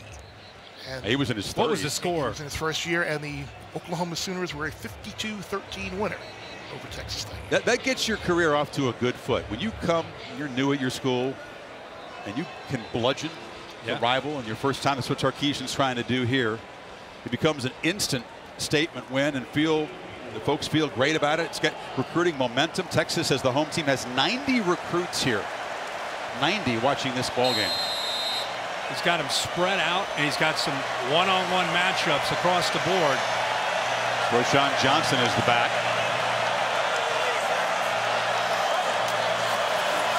Here comes late pressure. Thompson delivers a long throw, and the catch is made by Whittington. Clock ticking down now. They might regret not calling the timeout quicker, Kirk. There's only 5 seconds to go. Sark is standing right next to the official. The clock stops, obviously, with the first down, and he's got his hand up. Now he calls the timeout. They're just going to get the field goal. Yeah, but it was the previous play. I'm with you. They let things tick down. And you could attack the end zone. Yeah. And the way they're throwing the ball in these one-on-one matchups, take a shot or two into the end zone, right? Yeah, the difference between being up 15 with the other team getting the ball to start the second half and being up potentially 22 if they had scored a touchdown is enormous, as it is Dicker for his first field goal attempt. 338 points in his career. That's number 3 for the moment as a kicker at Texas. He can jump up to number 2. He can pass Phil Dawson on that list if he knocks this through. Of course, Dicker heroics as a young kicker in this rivalry with a winner. Had one blocked a year ago.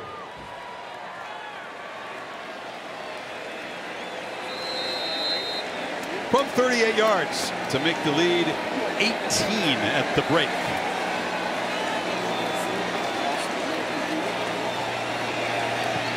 And Dicker, the kicker, hometowner from Austin, knocks it right through. 345 total yards for Texas. 292 for the Sooners, but some crucial mistakes and a special teams play. Rattler hold as he was last year. We'll see if it's Caleb Williams to start the third quarter. 38-20 Longhorns. The State Farm halftime report coming up right after these messages from the studio. Texas and Oklahoma. UT, man, what's up? The Red River rivalry is heated up. Set for the second half, the 117th AT&T Red River Showdown on ABC, presented by Arby's. This Big 12 collision here on ESPN. Not many in the rich history that goes back to 1900 have been as electric as that first half.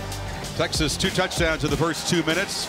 Oklahoma scraped and clawed, but it's been a big play UT offense. And a quarterback change now to begin the third quarter for Oklahoma. Yeah, we'll see what Caleb Williams can do. You know, see if he can make plays running and throwing. I thought we might see him run the ball a little bit more when he came in.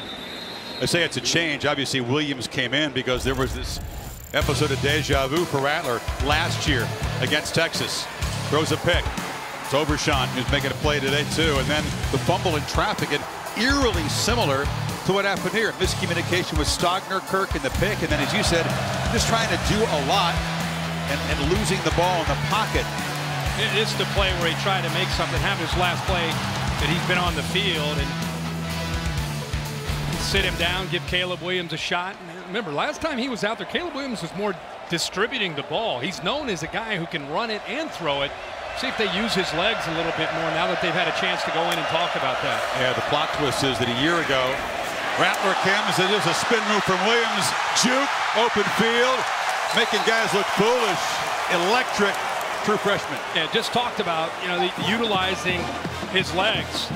And I think that, Lincoln Riley went in there, the little zone read, so he can hand that a ball off or pull it depending on the read. He pulls it out, and then he borrowed a spin move from Bijan Robinson there and got some more yards. He's dangerous in the open field. UT defense would have prepared a little bit for Williams, but now they're seeing a whole different looking offense. And it's Brooks. Bounced off one man, then hit hard by Overshown. What a game he's playing. He has really shown up today from the very beginning. The opening drive for Oklahoma. Blocked a punt on their first series, so he has been dialed in. Not sure it's a 0 in his shirt. It's an O for Overshown, and he has repped the family name well here. 6'4", long arm guy out of Arp, Texas. Brooks bounces off a man and able to fall forward. Couldn't get into the ground. Eventually, Cook got him down, but Overshown that time a missed tackle. Yeah, that's, as you said, Overshown is flying around. He had a chance for a TFL, but the physicality of Kennedy Brooks that we've seen a lot of today bounced off that, and he gives Caleb Williams a much better chance here on 3rd down and 5. Overshown flies around so fast. He does miss a fair number of tackles, being a little bit out of control sometimes. Gray is the back. Williams from the pocket, looking to escape, and delivers a strike on the sidelines. Catch made by Michael Woods. Now they're saying, the Texas saying incomplete, but is the ruling. Well, I don't know if he completed the process of the catch. I mean, he gets his toe down, but watch the football. Jaron Thompson in coverage. I think he did get the toe down for sure right there. Yeah, the toe's down, but watch. Let's see whether you can't tell. I mean, I think the ball came out. It's the part you can't see. Yeah, the Sooner fans see the same replay you're seeing, and they can't tell whether or not Woods controlled it to the ground. Not survived the ground. Yeah, 4th down. Ball came out. I mean, he did a heck of a job to go up and get his feet down, but watch the football. So we know that he's in, but there's the ball right there. Incomplete. What an effort, though, to climb the ladder there. Toe tap. Is there a thought by Riley early in the 3rd quarter, his end of the field in 4th and 5 at all? Too early. Send out Michael Turk, the punter. Transfer from Arizona State because of the Pac-12's vaccine mandate. That's why he's here for the Sooners. Had that punt blocked in the 1st quarter, his first attempt. Set up a touchdown. Gets this one away. And drifting back, Jameson makes the fair catch at the 7-yard line. Beautiful day for the blimp. Breezy overhead the Texas State Fairgrounds. Goodyear with our aerial coverage, making the plays that move you forward. Goodyear, more driven. Fans here still, what a beautiful sight, by the way, at the State Fair. Nothing like this setting. And if you've never been here, from the 50 around to the other side of the 50, burnt orange, and then vice versa. I mean, it's crimson and cream and burnt orange. It's over to your left is pigs and cows too. There's livestock very nearby the stadium. That's kind of what the State Fair, that's part of what it's about, right? There's the prize bull competition, and get you to judge that some year. After the game we'll do it. Robinson into heavy traffic, and he's slammed down by Isaiah Thomas for a loss. Holly? Well, guys, Lincoln Riley obviously started Caleb Williams in the 2nd half, and he said it was turnover related. We cannot turn the ball over. That's why Spencer Rattler's on the sideline. And then I asked him about tackling Bijan Robinson. How can they stop him better? And he said, we've had guys in position. We're missing tackles. He said, also, we're over pursuing. He's so good on the cutback. We have to stop over pursuing on Bijan Robinson. Well, they got him for a 4-yard loss, Holly, on that play. And now Thompson from the end zone checks it down and slammed to the ground. Nick Benito got Dijon down that time. Casey Thompson has settled into his first start in this rivalry pretty well. Look at those names. All times, Bradford, Murray, Jason White. Texas now with Casey Thompson on the board. Heisman. Oh, you on the left. So pressure. Yeah. Now he needs 12, though. Pin back. Oh, you showing pressure. That's Benito creeping up on that left side of the pass rush.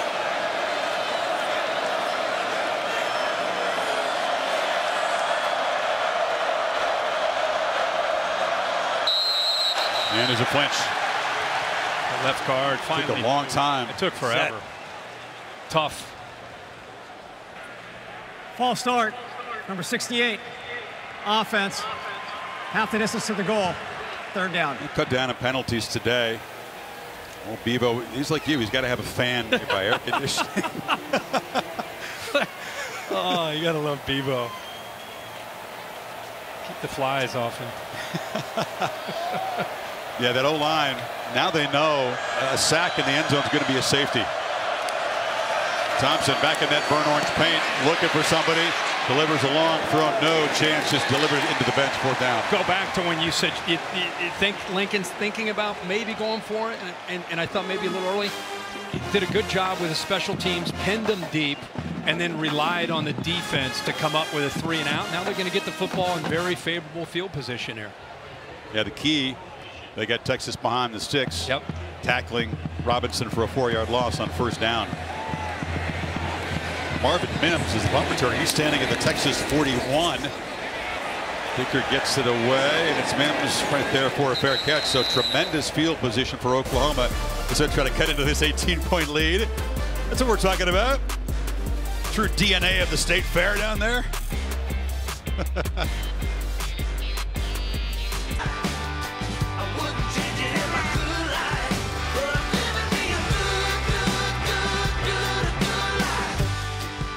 Such nutritious food here at the Texas State Fair.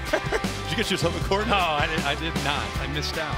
College Football Playoff National Championship Trophy presented by Dr. Pepper. Of course, one of the 2 semifinals is the Goodyear Cotton Bowl, played over at AT&T Stadium on New Year's Eve, as well as the Cap One Orange Bowl. Indianapolis, the scene of the championship game. So Caleb Williams and the Sooners, after that exchange of punts, great field position, starting in plus territory. And Brooks breaks free. And shoestring tackle prevents a bigger gain. Foster got him down, but he gained 9. Just a really good job of navigating in the interior there. Picked up a block by Chris Murray, who's able to climb up to that 2nd level. Right tackle Kirk Tyrese Robinson, senior out of McKinney, Texas, is being tended to. Crucial moment in this game. We talk about all the electric plays, that amazing start, Texas jumping out, Oklahoma trying to get their footing and get back in the game. They'll lead 18. So unless you can start throttling the Texas offense, you don't have an unlimited number of possessions to get this back. This kind of feels important. It does. I mean, every possession at this point is very important. I think you see Caleb Williams. I think the playbook changes because he's a runner. It changes because you can now attack with him as an extra number for the defense to have to account for, and then you can still go play action. So with Kyler Murray, it was more with Spencer Rattler, it was really more about what he can do if he had to create. With Caleb Williams, it's designed to let him use his legs. It's a very different kind of offense that Texas is going to have to defend, but there needs to be urgency because of the score, obviously. You think with Pete Kwiatkowski and that defensive staff, the conversation was expecting Williams and kind of retool what Texas has to be ready for? No, I think they expected Williams on red zone and short yardage, but this is a little bit of a change. They were fortunate the change happened in the first half. But I mean, so now, do you think they expect to see him for the rest of the way? They expect to probably see him, yeah. And if you get Rattler back, you can make the adjustments back to what you're originally doing. But I don't know, it feels different than last year. When Rattler got benched last year, it almost felt like, hey, take a series or 2 off, and we're going to put you back in. This doesn't feel like that to me. No, I agree. Of course, Mordecai last year didn't have the success that Williams did. This is a guy, as you pointed out, Caleb Williams, obviously popular with the student section, as we heard a couple weeks ago, but it seems to be the teammates are kind of vibing off him. And I really do. Yeah, I think he's a natural leader. You can kind of feel that, sense that. I think the team is responding to him. Now, he's got to have to make some plays. I mean, you're down 18 with 11 minutes to go in the 3rd quarter. Morris In at right tackle, replacing Robinson. 2nd and 1. Brooks pulled down short of the marker by big Keandre Coburn. 3rd down coming up. Nice job by Coburn, who's a big man, 350 pounds out of Houston, but not only uses his size, but has great hands, was able to get off his block and keep Kennedy Brooks short of that 1st down. And Devondre Sweat will rotate to that nose tackle position. See what the call is in 3rd and 1. 2 backs flanking Williams. He pulls it. He's got grass and the spins. Nice play fighting off the block by Thompson, but it is a 1st down. And the one thing about him is he's still a young player. He wants to make the big play. And in this case, you got to know the down and distance. You got to know that you need a few yards. There's no reason to go laterally. Get upfield right now. Right now, get upfield and pick up that 1st down. He's fortunate just to get enough, but he could have made it a lot easier by getting north and south. If you're an Oklahoma fan, Kirk, you're thinking, where is Mario Williams? The talented freshman out of Tampa has been a big part of this offense. 20 catches coming in, hasn't even been targeted today. Stogner hasn't had a catch yet. This is Brooks in the middle. So some of the normal pieces that Rattler usually works with haven't been involved yet for OU. Not yet.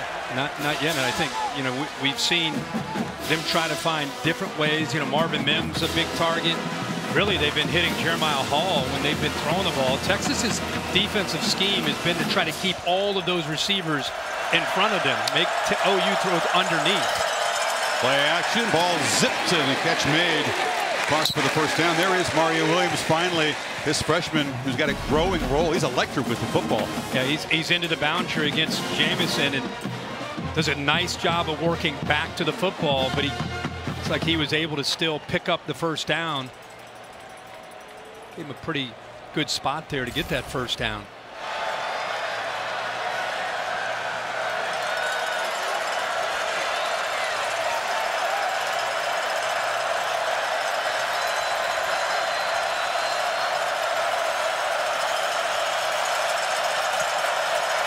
Play clock at 5. Brooks turns the corner. They're beginning to key in more on Kennedy Brooks. That was Luke Brockermeyer. Savvy middle linebacker got him to the ground. Sweat is an enforcer in the middle. I mean, look at him work and just get by. He's a huge man, 355, but so quick. Where do they find guys who are 355 who can move like that? They're one of the prized possessions, right? On any college football everywhere. Team. Yeah. Or pro football team for that matter. Gray's in the slot, empty backfield on 2nd and 9. Again, they work the play clock. Williams flips it down. Gray tripped up. Overshot 0 on 0, got him to the ground. Texas showing him pre-snap, and Kwiatkowski, it's one thing he wants to do with a young quarterback is show him one thing pre-snap, go to another. That time they showed pressure and then dropped out of it after the ball was snapped. Had people in position to get after Eric Gray. Is it conscious, Kirk? Not a lot of tempo with Williams. They've slowed things down with the freshman here. Taking their time again before this 3rd and 4. Look at all they're putting on the shoulders of a young freshman, Caleb Williams here. They're in the loudest part of the stadium for OU, right in front of the burnt orange fans.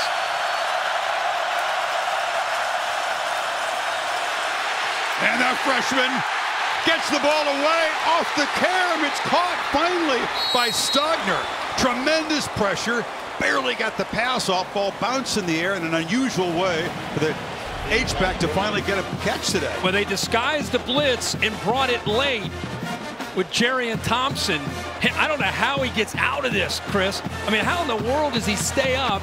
And like you said, tip pass, Stogner's able to come up with it, but they're down 3 possessions, so they're going to settle for the field goal. You see the strength. He got lucky there off Hazelwood's hands, and Stogner collects it. And Burkich tries to make it 3 for 3 today from 29 yards. And this gets the lead back to 15, but OU kept out of the end zone, again settling for 3. And it is a 15-point game. Taco Bell, once again, welcome you to the Liv Moss Student Section of the Year contest. Use the hashtag Student Section Sauce to get the committee's attention. ESPN.com/Taco Bell. See how your school can compete. Should be fired up under the lights in Lincoln, Nebraska. See if Scott Frost can get a crucial win as the undefeated Wolverines roll into town. I think like Corum and company. Nebraska's been trending in the right direction under Scott Frost last few weeks. I think they found themselves against OU in a tough loss. And I think Michigan has been a great story. It's fun to see Aiden Hutchinson and this team playing with so much passion and emotion, playing very efficient offensively. That's a heck of a matchup. So Burkic is connected on 3 field goals, kicks it off, and Deshaun Jamison, he's dangerous. Rare kickoff return today, and he struggles back near the 25-yard line. A lot of big plays in the first half for Texas. It's first play of the game. I was just getting up here from game day and getting my headsets on. Worthy scores a touchdown. First possession for OU, blocked, punt. Texas recovers, eventually would score with Bijan Robinson. And how about this? Missed tackles. 1, 2, 3, 4, 5, 6. He's not done. I think he got all the way up to 8 missed tackles on that one run where he had a chance to show you what he can do. And Casey Thompson has been making some big plays. 11 of 18, 246, and 4 touchdowns so far in this game. Robinson forces as many missed tackles as anybody in the country. That's been a problem for Oklahoma all year. Long throw going down low to grab the ball above the grass is Worthy again. Yeah, 17 more yards for the freshman. Yeah, he has done this in the past in the first half where he rolls right, goes back into the boundary to Worthy. I love that there's 6 minutes to go, and Sark's not thinking about let's kill the clock. He's still aggressive and attacking. Late pressure ball tipped at the line of scrimmage, and a couple of flags come in the offensive line pit. It's a hold in the backfield. They were coming down close to Thompson. That was Downs who was pulled down. Ethan Downs, the freshman from Weatherford, Oklahoma.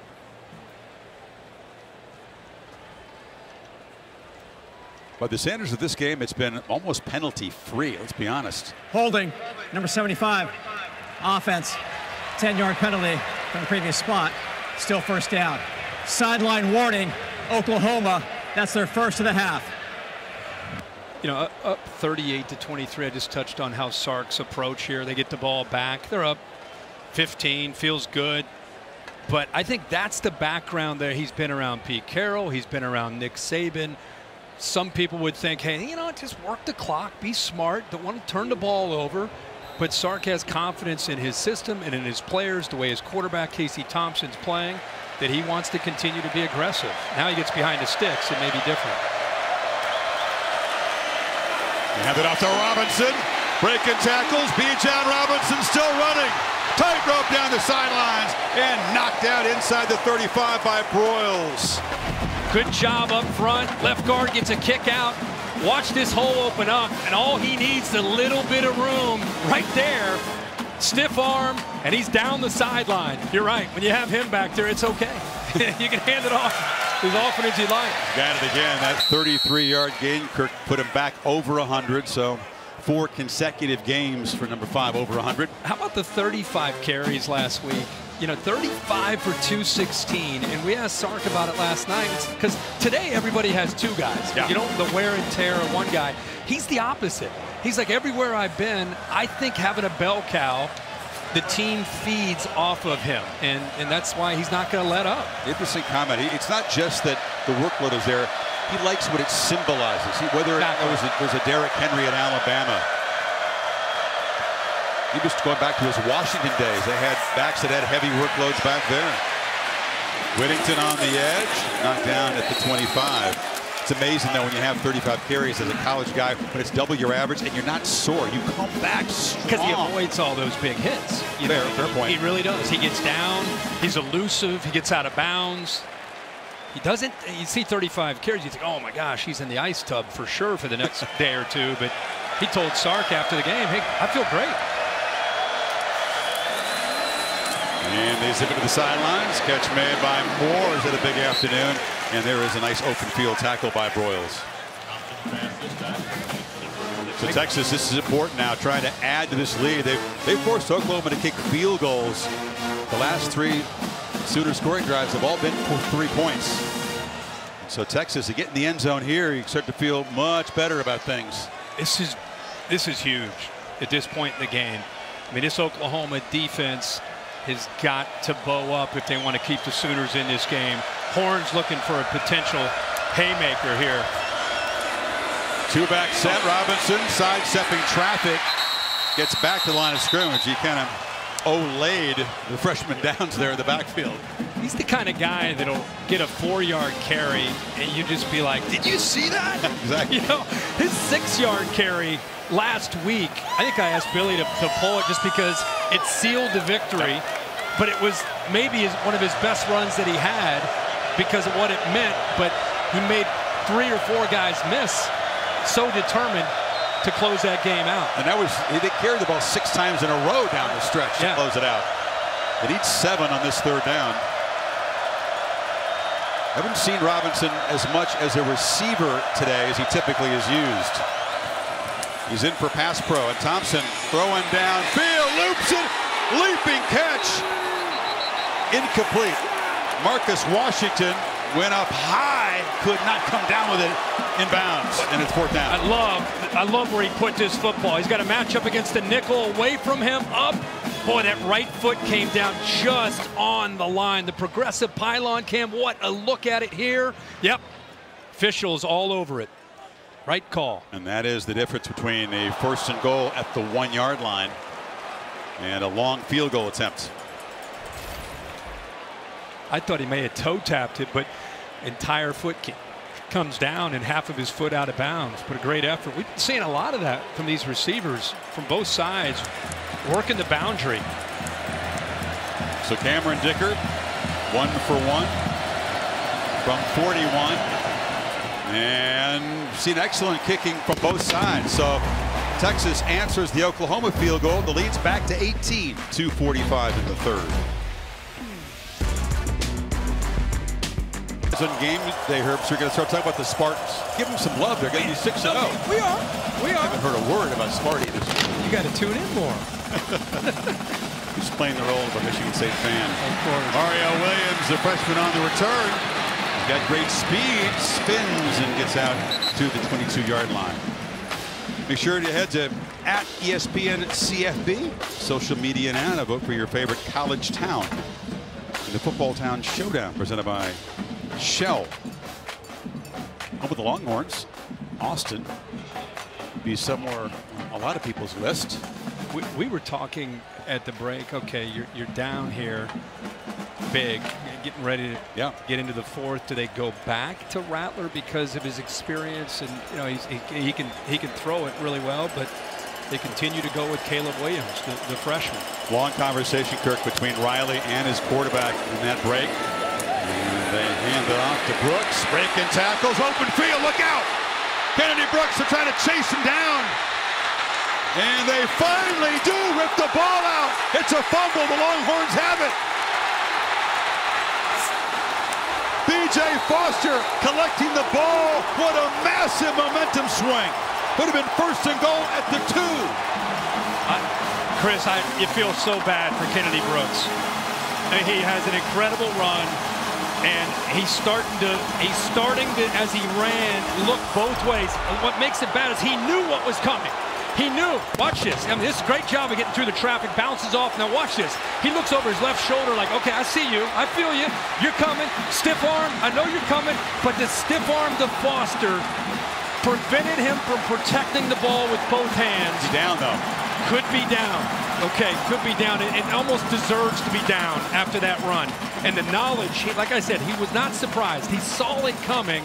He just, with that right hand protecting himself, he left himself vulnerable on the other side. And then he tries to hold on because he knew Jamison was coming, but he's definitely going to be called down. Yeah, the knee hits just before the ball is ripped clean. He had 2 hands on the ball, and Jamison was still able to rip it out. What a massive replay review, and the backside goes down. You're right, for Brooks, after that kind of effort, yeah, it would be very, very tough break for him, and obviously for the Sooners if it ends in a fumble. To me, it's just because a great run, but the awareness, the right knee's down. He's definitely going to be called down here. Don't you think, Billy? Yeah, we've got a right knee down. I mean, tough play for the officials on the field. Yeah. But a couple good angles that show possession of the football, knee down, then the ball came out. Well, too, Billy, you want to err on the side of letting the play continue if you're an official, right? Because had it been a fumble recovery by Texas, there were turns in play. So when in doubt, fumble and then sort it out. Go fumble. At the same time, if you know the call, you make the call. But they had doubt on this one. They let it go. Again, I just want to reiterate as he's running downfield, he looks over his left shoulder saying, okay, I know you're going to try to take the ball away, but I got to deal with B.J. Foster on this side. And so it wasn't as if he was surprised at all. It was just a really good effort by Jamison to eventually get that ball out. Scott Campbell on the field. Jeff Hansen is the replay official. The Big 12 replay command central can get involved too. Have to see clear evidence that the knee was down before control was lost, and it's tough because some of the camera angles are obscured by players' bodies. We think it was pretty clear that he was down. At this point, you got to be thinking they're just trying to make sure they get the right yard where the ball needs to be placed. It's down near the 10-yard line. But was just thinking, you know, Texas protecting this lead. They forced field goals. The runner's knee was down before the ball came out at the 13-yard line. First and 10, Oklahoma. And you're thinking the one thing you cannot do if you're Texas is to give up the electric shock play, the quick spike play to let Oklahoma get back in this. Make them work for it. But you're thinking it's coming through the air, right? I mean, you're not thinking it's going to come off of a couple broken tackles. And Kennedy Brooks, who's had a heck of a day running the football, he's 143 yards now for the Sooners. You got 65 on that jaunt. So replay gets it right. Gray spelling Brooks. Lincoln Riley at the top waving his arms trying to get Caleb Williams' attention. He finally did. Play clock's winding down. May need to burn a timeout here. Yeah, they're not going to get the snap off. Riley must have felt it was worth it to get his attention. But again, the inexperience is he's not started a game.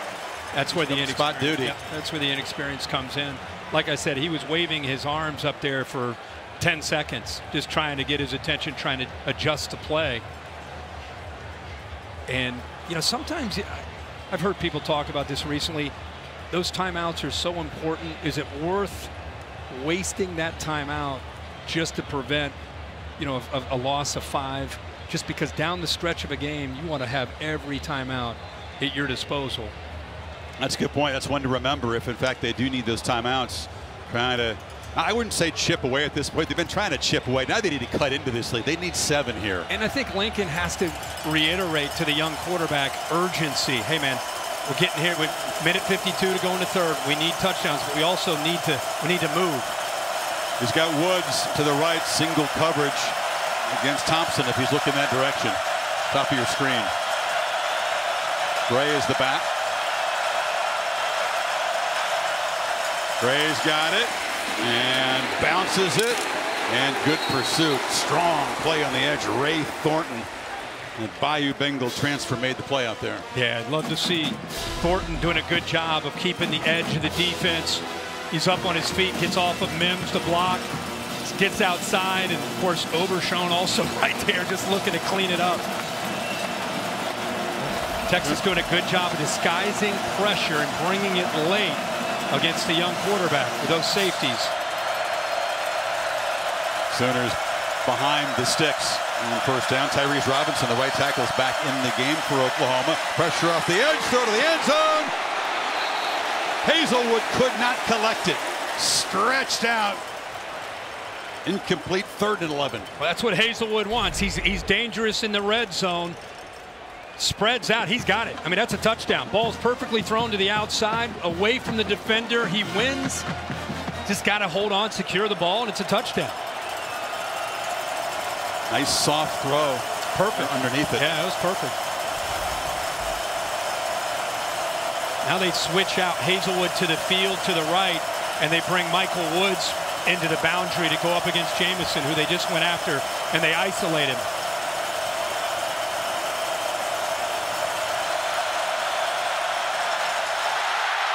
Williams has to recover the snap. Now tries to make some magic. Touchdown. Could have been a disaster, but Marvin Mims collects it. A crucial score for OU. That was some poise.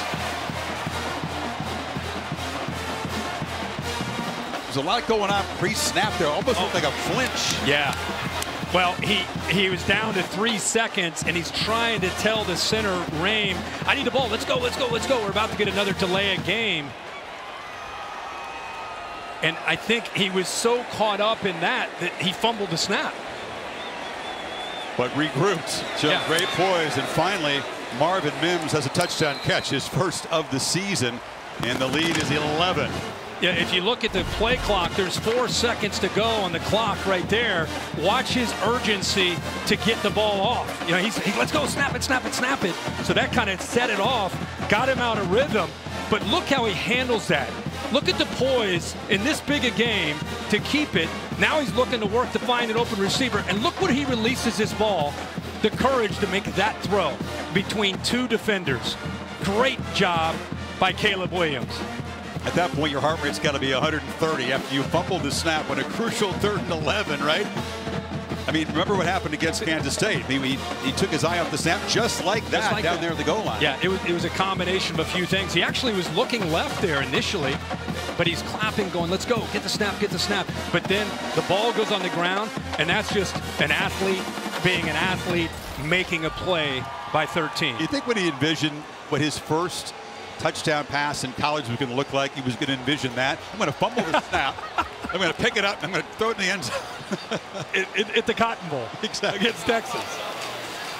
You know, the first of what Oklahoma fans expect will be many. He's considered sort of the quarterback of the future. This is Rattler's season, but it may be Caleb Williams' show. We'll see going forward. That's a question Riley will get after the game, win or lose. In the meantime, 1:02 to go in the 3rd. Oklahoma is very much in this game. We get 2 heavyweights here, and tonight in Vegas, the long-awaited 3rd fight between Tyson Fury and Deontay Wilder for Fury's WBC heavyweight belt. Prelims begin at 7. Main card on pay-per-view at 9 Eastern, 6 Pacific. Go to ESPNplus.com/PPV. I'm all over this. Yep. Yeah, I'm watching. I watched the second fight, and there was such theatrics for the entrance. Yes, there was. Fury was singing a song, and Wilder, you know, he looked like he was heavy-legged after his entrance. Who do you like tonight? I'm going Fury. Okay. Yeah, he's just a big dude. Yes, he is.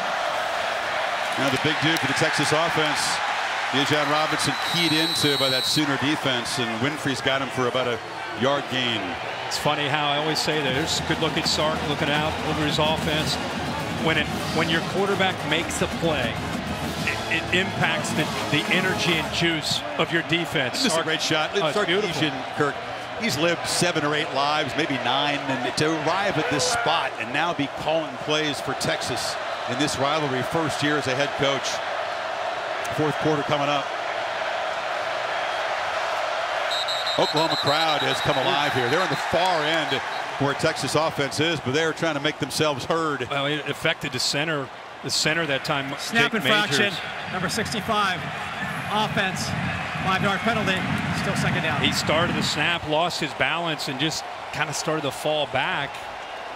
Cost him 5 yards. We've not, you said it earlier, we've not seen a lot of self-destruction on either side as far as penalties are concerned. Massive emphasis for Sarkisian. They were kind of out of character. A bunch of penalties against TCU last week. They've gotten it cleaned up, but that doesn't help. They're behind the sticks here. 2nd and 13. This will be the last play of the 3rd quarter. And Robinson's finding running room a lot tougher right now.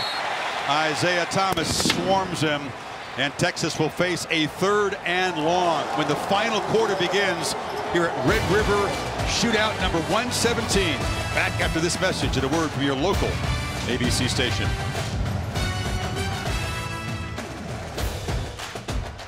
Quarter here at the Cotton Bowl. This presentation of the Big 12 on ESPN. Great energy, Kirk, both sides, fans, everybody on their feet trying to create some noise, some energy. They know the importance of this play. Both teams. Sooners want the ball back. but of this fourth quarter.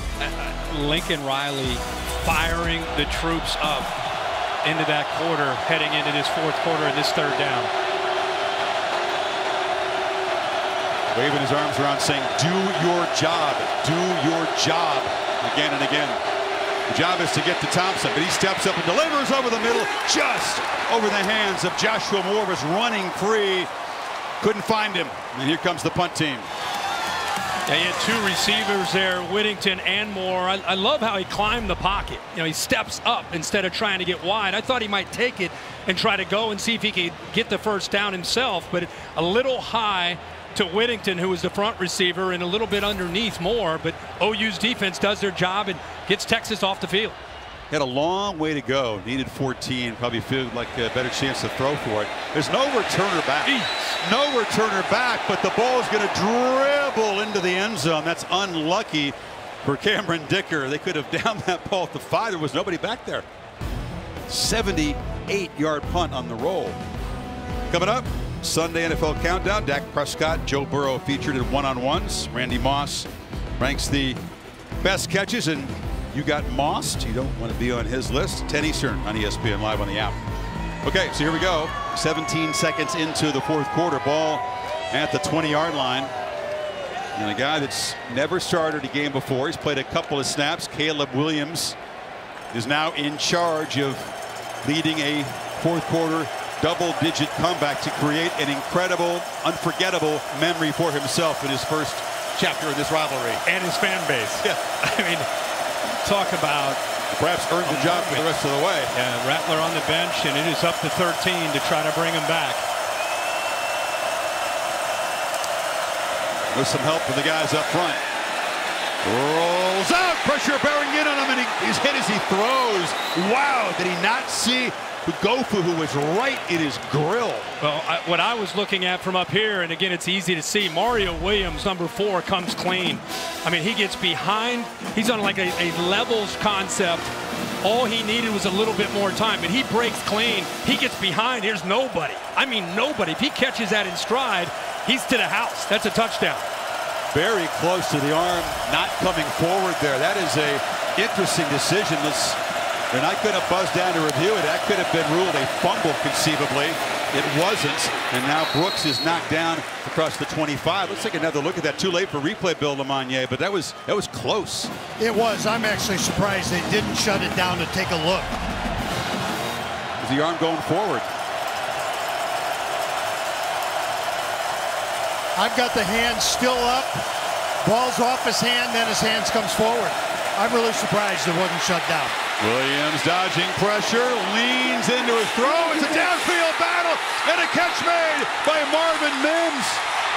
He just fought off B.J. Foster, an enormous gain. It's a gutsy throw, but at this point in the game, you love to see it.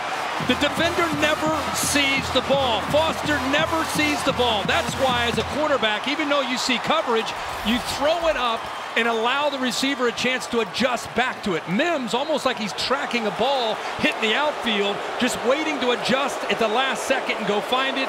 B.J. Foster never saw the ball. You got a play that might have been ruled a fumble, isn't, and then a 47-yard gain. Sooners threatening inside the 30. Gray spinning free and wrestled down after about a 9-yard gain by Thompson. He ends up getting off his back foot.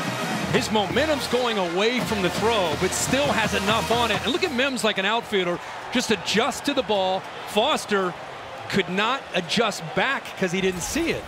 Foster's 3 inches taller than Mims, but that wasn't about height. No. It's about awareness. Location. He's got Mims in the slot there. Gray makes a cut and is just tackled. Shoestring grab there by Brockermeyer. What a different feel when Eric Gray gets in the game. Kennedy Brooks has been pounding this defense with physicality, and we've seen Eric Gray now come in with quickness. Slant. West. Knocked down. Is this the drive when Eric Gray finally gets in the end zone? Hasn't scored a touchdown in his Oklahoma career yet. He's been tackled at the 1-yard line numerous times. To be sweet for him if he could pay the drive off. And with this drive, they make a switch, get fresh bodies on the field for Oklahoma. Texas does not. All of a sudden, Lincoln Riley playing with a little bit more tempo with Williams in the game than he was in the first half. Texas defense staggered at the moment. Williams has all day to throw, backpedaling. Now rolling, scanning the end zone, delivers, incomplete. It was beyond the boundary trying to find Michael Woods. Third down coming up. Keeps that play alive. They just rush 3, drop 8, have everybody really in coverage, trying to keep their eyes on the fleet-footed Caleb Williams and what he can do with his legs. What do you do if you're Texas here? Do you bring some pressure on the young guy? They've been bringing late pressure, and it's been pretty effective. I think that time they rushed 3, dropped 8. He had nowhere to throw the ball, so we'll see what they end up choosing to do. I wouldn't be surprised, a little bit of pressure. Gray motions back in. 2-by-2 look. Play clock at 3. Williams from the pocket delivers a high ball. No chance for Hazelwood. That was just airmailed, and now it's 4th down. He came free, but he had pressure right in his face. Again, he threw off that back foot. Riley kind of just shot his glance up to the sky. He didn't want to have to settle for 3 here. Does make it an 8-point game. Burkich, too many field goal attempts for the OU fans liking today. This just from 26 to make it 4 for 4. It's been a long time since the Sooners have been within 1 score in this game.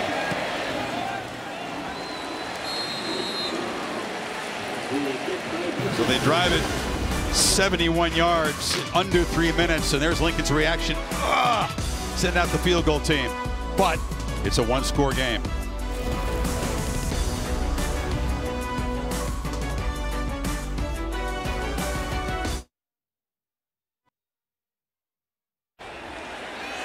All right, thanks, Kevin. Kickoff taken by Johnson. Slammed hard, does not make it back to the 20-yard line. All-State bus, Aaron Dallas. Wilson spinning around. What's your All-State celebration moment, Kurt? Arizona State, a bit off the radar, but last night against Stanford at home, how about Jack Jones, DeAndre Pierce, heck of a play. Arizona State playing great since a loss early in the year. They're 5-1. They have Utah next week. That's past your bedtime last night. Don't tell me you were watching Sparky getting it done. I was watching it. We had a good time last night, right? We did. Hanging out a little bit, talking ball. But then you said, get out of here. I got to go to bed. You're up late and watching Pac-12 after dark. Wait a minute. I couldn't turn it off. Little urgency now, a little pressure. Thompson takes over. Up 8, and he gets swarmed. They sack him inside the 10-yard line. Brought pressure from out here, bring it up the middle as well. Oklahoma playing with some serious intensity right now. It's Stutzman, the true freshman linebacker that came around the edge, along with Benito. He's a guy that's been battling an injury, came in questionable today. That's the first time we've called his name, but that is a big play. This stadium split 50-50. They are right now in the heart of the Crimson and Cream. Way too often, Thompson and this Texas offense have been behind the sticks after first down. Penalties, sacks, pressured again, throws to the goal line, and long throw incomplete. Moore tried to come back to get it, and it's 3rd and 18. Alex Grinch has his defensive line stunning, moving, doing a lot of different things to affect the communication. And in front of this crowd, it makes it very difficult on the Texas offensive line to make the proper adjustments. That time Reggie Grimes just shot right through and got pressure on Thompson.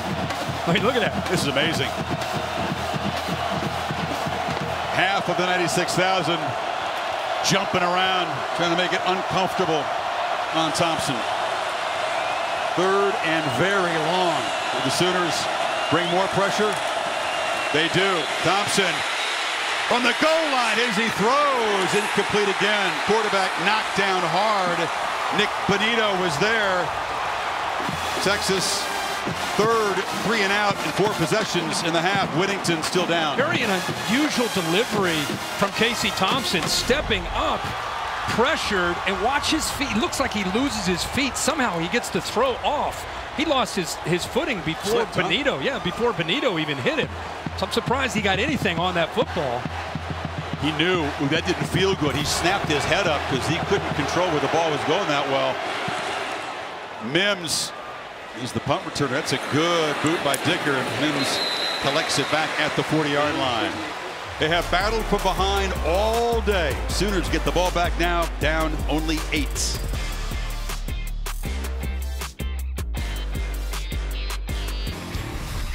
College football on ABC is presented by Arby's.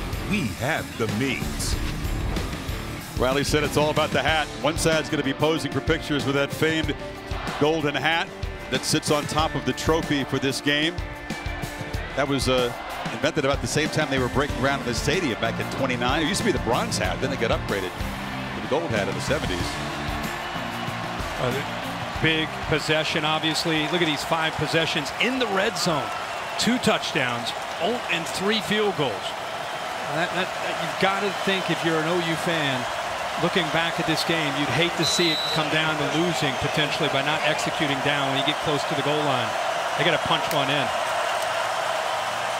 Brooks. Oh, just shoestring tackle. Brockermeyer prevented a big gain. Jordan Whittington, that arm and big diving attempts to make that catch. Does not look good, that right elbow.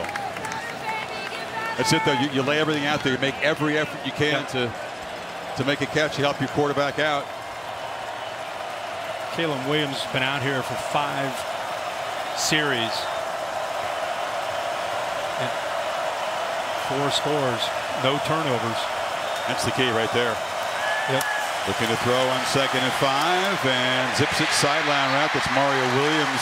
Didn't have a catch in the first half. Involved a couple of times here in the second. It's a first down. Yeah, that Texas brought pressure. Both their linebackers. It was picked up very nicely. I love that he sat in there. He didn't bail. A lot of young quarterbacks, they sense that. They feel that pressure from the inside from backers. They want to run out. They want to do what they were able to do in high school. Instead, he fought that urge, sat there, waited to find an open receiver, and made it the good throw to Mario Williams.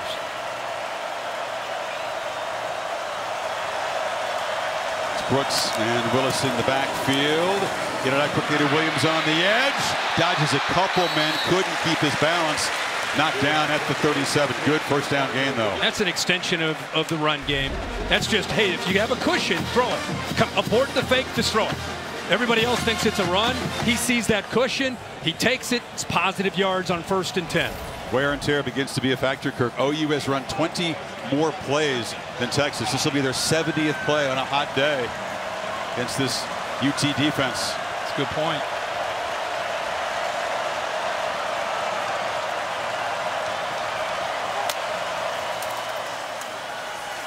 Off play action. Williams scanning, being chased. Flag is down. This is in the holding zone as he just skips out of bounds, but this will come back. It's definitely a hold on Oklahoma. Looks like Chris Murray. Holding, number 56, offense. 10-yard penalty from the previous spot. Still 2nd down. So first official penalty accepted today. He's the right guard, but watch where he works to get out here, protect the backside off the fake. He wraps him up. You know what the Texas coaching staff was thinking finally. A lot of teams who play Oklahoma complain that there's a lot of holding going on. Yeah. That doesn't get called. They've been penalty free today until that one. So it's 2nd and 14.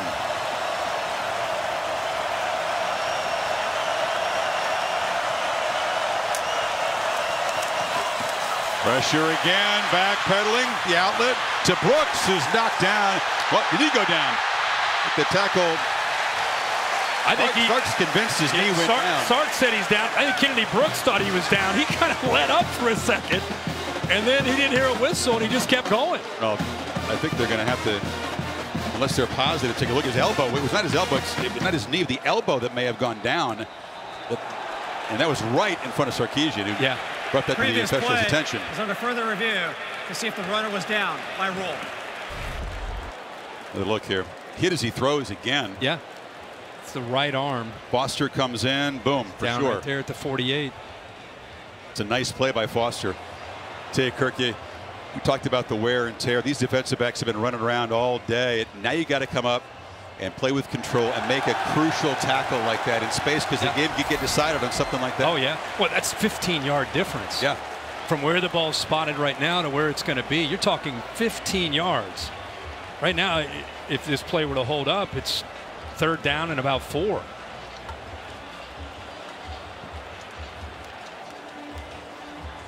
You get to sit back and take in the primetime games. Boise State visiting number 10 BYU. You're wondering who could beat the Cougars on their schedule. After review, the runner was down by rule at the 48-yard line, 3rd down. That's a massive swing. As you said, instead of 3rd and 4, it's going to be, what, 3rd and about 18 here. There's VY, Vince Young. Saw him on the way up the tunnel after game day on my way up here. It's always great to see some of these legends that have played in this great matchup. Man, 10 took Mack Brown to a different level, helping him get over this hump of trying to beat OU in this game. Played with a swagger, and the team fed off it. He'd start getting along fine now. Yeah. Yeah, exactly. Didn't do this so much. Yeah. It's 3rd and 19 officially. Now you got 2 plays here to pick up 19 yards with 7:40 to go in this game. Longhorn defense spread out. Brooks is the back. Williams has plenty of time, steps up, launches downfield for Mims, diving catch! No signal, touchdown! Are you kidding me? What a play! Marvin Mims hadn't been a touchdown all season. That's one for the rocking chair there. Unbelievable effort by Marvin Mims. Watch the foot come down. Where the foot comes down, it's not the shoulder, right there. He's inbounds and then the elbow, but that left foot touched to get him inbounds. Watch this, a progressive pylon cam. Check this foot out. Oh my goodness. My gosh, he's inbounds. His laces came close to hitting out of bounds. I mean, that's inbounds. That last closer. Look. That pylon cam might be the look of the year on a big play. I tell you what, Kirk, there's something about Caleb Williams. I mean, yes, you can say his receivers have made spectacular plays, but there's something about his ability to create moxie. Belief, moxie. Players want to play for him. Hitting Spencer Rattler now. Back in and a 2-point conversion. In the game. This is the first 2-point conversion they've attempted this year. The crowd, a very mixed reaction. This is for the tie to climb all the way back from 21 down. What a time to come back off the shelf.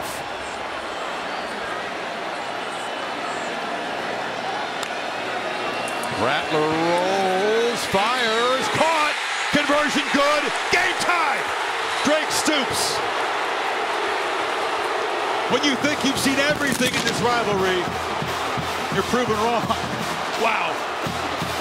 Well, if you ever need examples for defensive coaches on the importance of recognizing the football and being able to adjust to the ball as a defender to this game, is it. OU scores, defender loses the ball, and they hit the 2-pointer with Rattler to Stoops.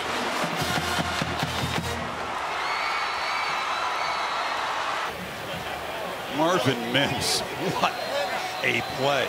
His toe, a couple inches inbounds from Williams there. Then they bring Rattler off, presumably because he's repped a lot more 2-point conversions than Williams has, and he throws a dime to Stoops. And give him credit for that. Even here.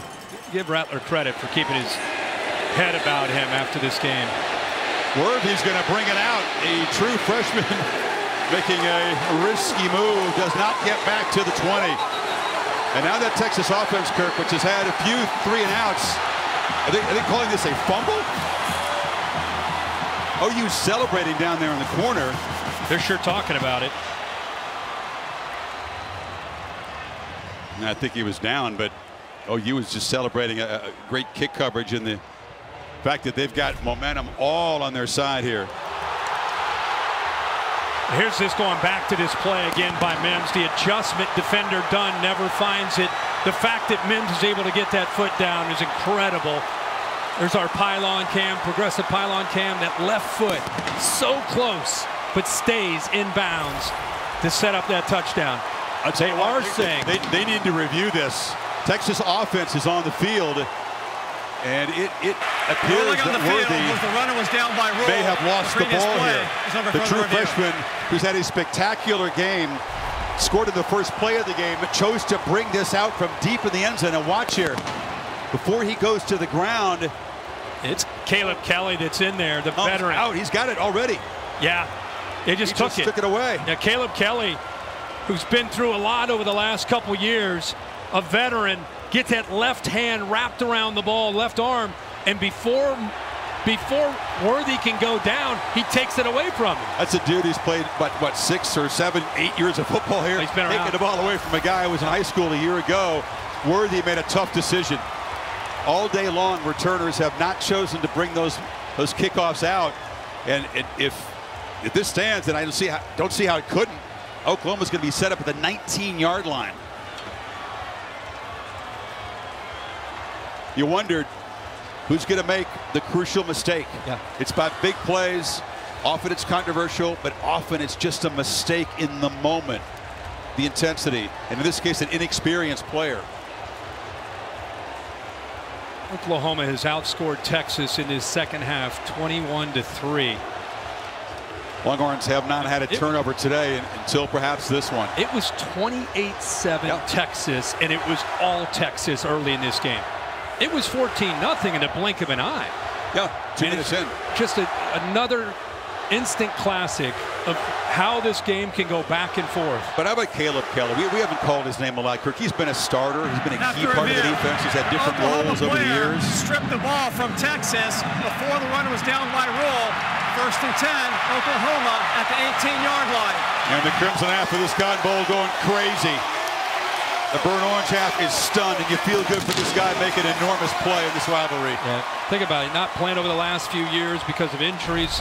Instead of giving up, he wanted to keep playing, keep trying to get an opportunity. He's been backed up as a linebacker, makes his presence felt. Maybe the turning point play of the game on special teams to rip that ball away from the freshman.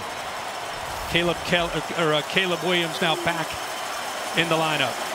Sooners, chance to take the lead for the first time.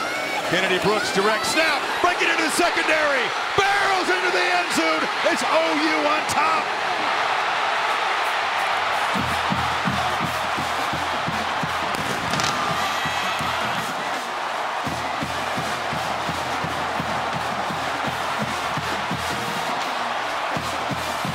Just an insane last 5 minutes. A circus catch for a touchdown, 2-point conversion, fumble on the kickoff, and a one-play, 18-yard drive. And somehow, folks in burnt orange find themselves behind midway 4th quarter.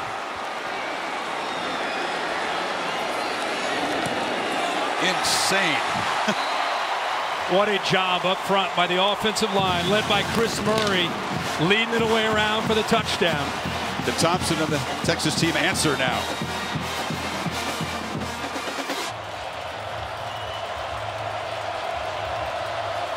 Now Lane Kiffin's old buddy Steve Sarkisian suddenly finds his offense down by 7. It's Worthy not back. Good team to kick this time, and that's what should have happened last time. So go back to this touchdown and watch what you see with the right guard pulling around here, Chris Murray. What I love are the receivers. Stoops out there. The tight end is helping out. 9, Wills gets a block into the left. 11, Hazelwood. There's nobody left. Nobody left. It's great blocking on the perimeter to pick up that big run, and you can see Xavier Worthy saying, fellas, that's on me. That's my bad.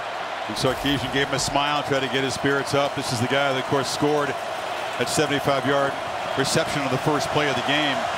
For Williams, 7 drives he's led for Oklahoma. They've scored in 6 of them. Now Casey Thompson suddenly has to respond down a score. Delivers a long first down throw, and they get the ball to Worthy. And holds onto the ball, picks up about 4. Again, love to see that. Steve Sarkisian, while we were away, went over to the young freshman, kind of patted him on the chest. You could just see a smile from Sark saying, hey, man, relax. Don't worry about it. Put that one behind you. We're going to come right back to you. It's a coach who believes in a young player. Certainly believes in his future.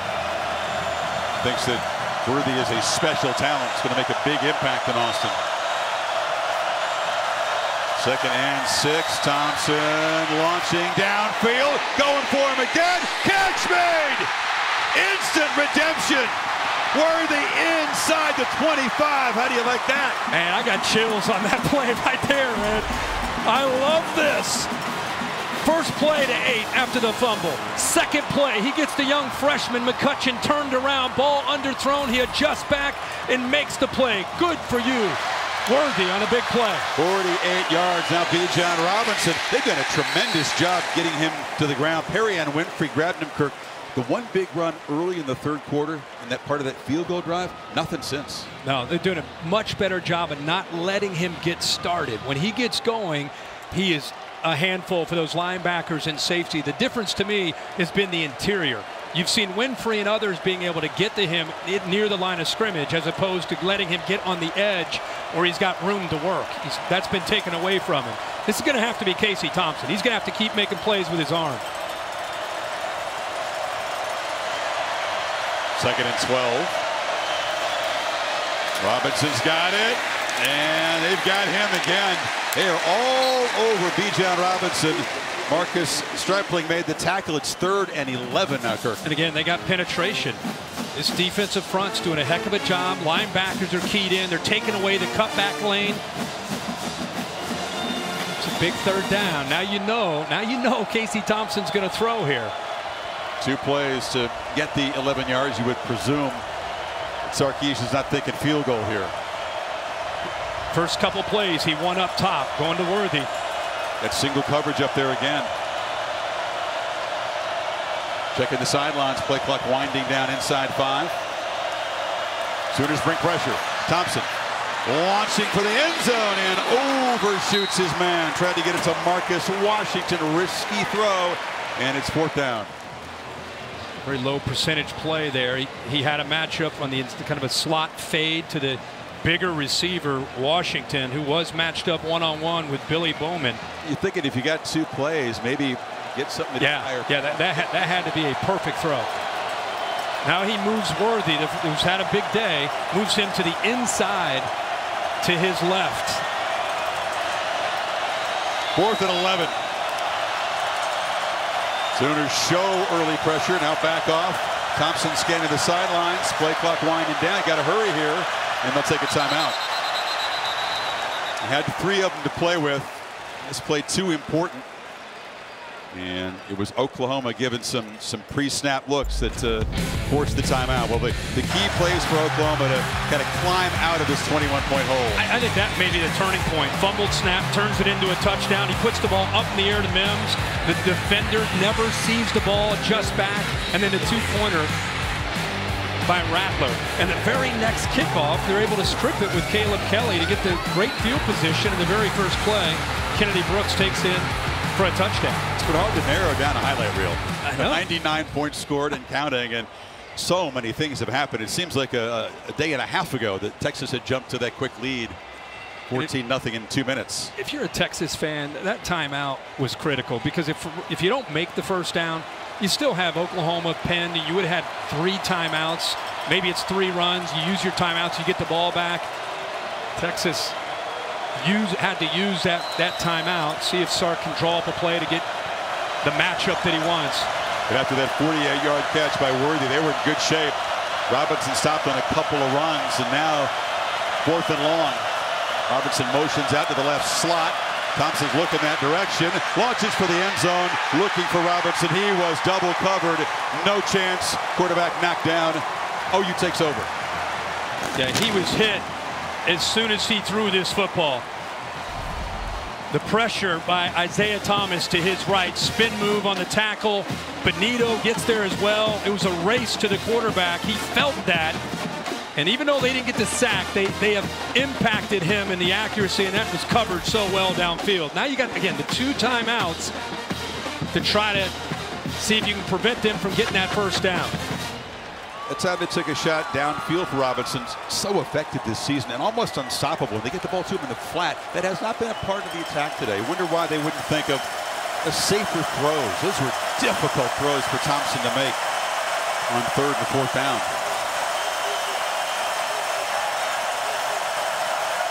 Now you figure grinded away with Kennedy Brooks. And the problem pre-snap. Play clock was winding down. It's a false start. It's winding down, and when quarterbacks see that play clock wind down, they have a tendency to clap real fast. Number 54, offense, 5-yard penalty, still first down. So when he's clapping real fast, he's trying to obviously tell the center, come on, let's go, we're running out of time. And unfortunately, it also makes the other lineman know that the snap is intimate, and it's going to be coming quickly. And that time the left guard jumped. See how much trust they have in Williams to throw the ball here now behind the 6 on first down. It's a keeper, and he's going to be smothered after a short gain by Overshown. So second down and long. Sark holds on to the 2 timeouts. Expect a couple of more runs here. With Lincoln Riley, you never know. Lincoln Riley, you never know. That's right. He'll often be aggressive. Yeah. Think outside the box, and that doesn't always work out. He's got a pretty good track record when he does trust the quarterback to make plays. Again, this is a true freshman. Not started a game, up there directing the protection. Brooks. And they slam him down at the 25-yard line. Clock continues to run. Yeah, still Start holding those 2 timeouts. Yep. It'll be third down. Could use one if they get the stop here. Love how much confidence he has in Caleb Williams. I mean, Caleb Williams is in control. Enough confidence to have to throw here? Yeah. Absolutely.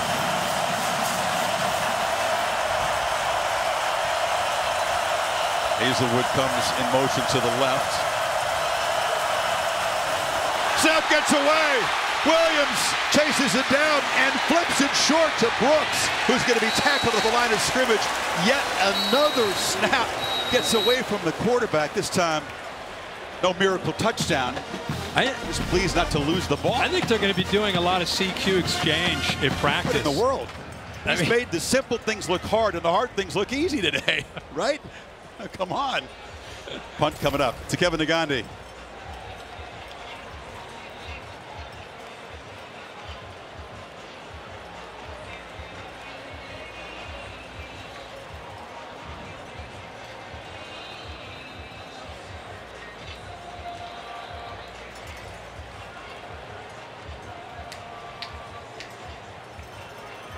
SEC last week. Okay, first order of business for Michael Turk. Get the punt away. He had his first punt today blocks. Texas peels back, doesn't go after it. It's a low kick. And a chance for Jamison. Never could get going. He's got great speed. But here's the Texas field position at the 40-yard line. 60 yards from the end zone. 1 timeout and 2:55 to go. Goodyear providing the aerial coverage for every mile on the road to greatness. Goodyear more driven. And we'll see if Casey Thompson can produce some late heroics. It was an electric start. He could do no wrong really in the first half. But this Texas offense has been stalled. Pass protection, penalties have been a problem. The running game hasn't gotten going. Remember, Joshua Moore also a big first half. Made some big plays getting behind the OU secondary. Worthy over on the right side. He's guarded by another true freshman. Sarkisian testing the middle, hoping that Robinson can turn a routine handoff into a huge gain. Again, OU doing a very, very good job, much better job at the defensive line, getting off of blocks, being physical up front. Here comes late pressure. Thompson backpedals, flips it off underneath. Catch made by Worthy, who fights near the marker. Right near the 50, it's going to be third and short. Yep. He is short. Nick Benito came off of his receiver he had in downfield and came off that to make that tackle. Texas playing with tempo, and that may have cost him. Thompson went to the line under center to run a sneak here, but they weren't set. Now this makes it third and long. Yeah, the center again moves. Second time we've seen that. Number 65, offense, 5-yard penalty, still third down. Jake Majors is anticipating the snap count. 65. He flinched, They had an easy first down on 3rd and a few feet, and now goes back to a long 3rd and 5, 3rd and 6. Up and see it. Tempo, you outbox yourself. Yeah. Make it tougher here. That's Worthy in motion. Here's the pressure. It's picked up, ball out, first down catch made to the 45-yard line. Cade Brewer. That was a dart. We talked about Cade Brewer with Sark last night. He gets excited about his tight ends. He's always been that way. And they're reliable on those 3rd and mediums. Very important in the running game, too, the tight ends of Texas. Thompson on first down, throws far side, wide open fingertip catch made by Worthy. They have not had an answer for number 8 all day. Eight catches for 230 yards. That's why Sark went over to him, patted him on the chest, and said, forget about that fumble, man. We're going to make more plays here in this game, and you are going to be making plays for us. And he has.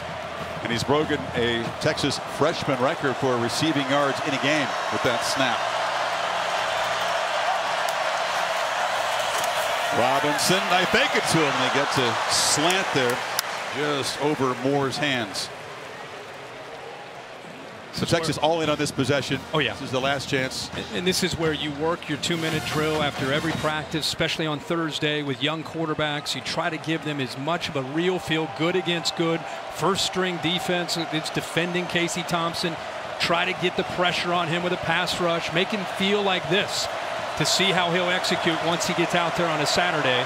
This is his big moment right here.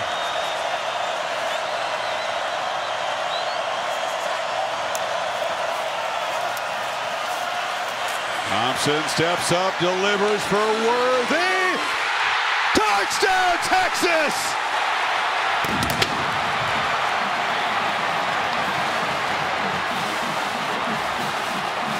Charles Thompson high-fiving in the Birdhorn section. You could write a movie about Xavier Worthy's day here today. Everything has happened. My goodness. I know we're going to talk a lot about Worthy, and we should, but Casey Thompson, the poise that he just demonstrated on this drive, remarkable.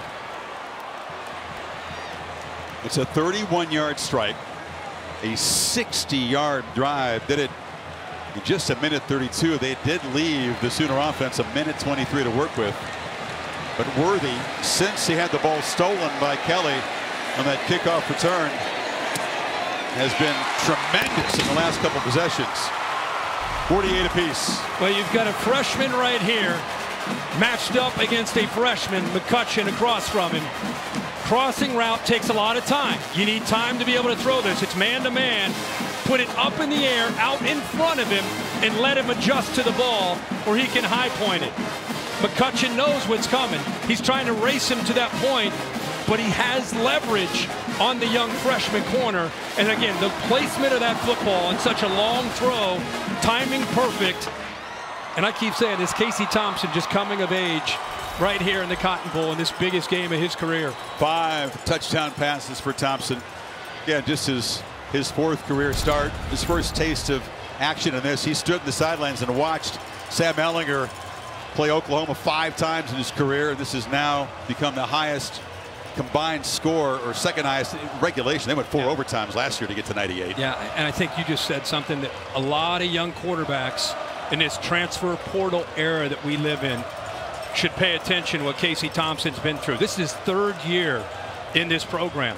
First 2 years, he could have been impatient, could have been frustrated, sat behind Sam Ehlinger, could have been like, when am I going to get a chance to play? Instead, he sat and he learned and he gained experience, even though he wasn't on the field. And now he gets his opportunity to shine, and he's taken advantage of it. Not the opening day starter again. That was Hudson Card, the freshman out of Austin after the Arkansas game. Sark needed a different energy, different poise. Went to Thompson. He has earned his trust. That was a special drive after nothing had gone right for the Texas offense in the second half.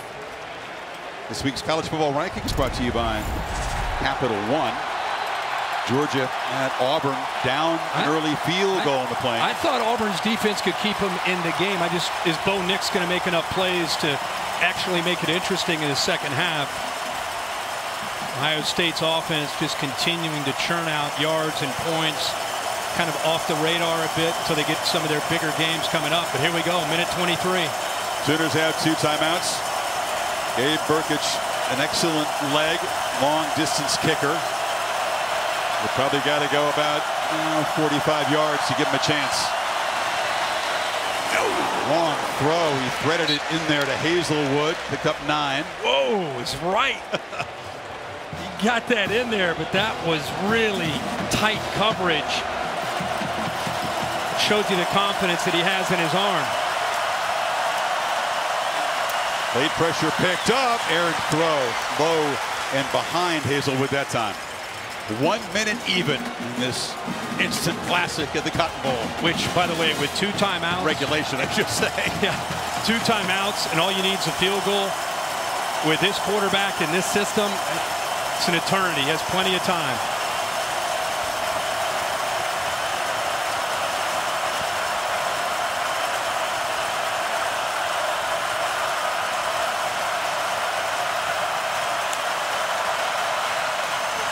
Brooks has room. Knocked down across the 45-yard line by Ugofu, and they're getting closer to range for Brkic.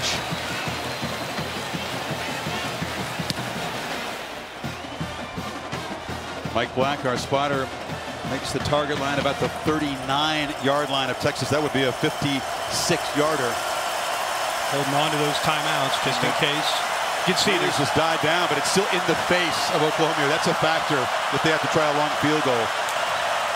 Empty backfield, plenty of time, zips it. Catch made by Mims, and he's right at the marker.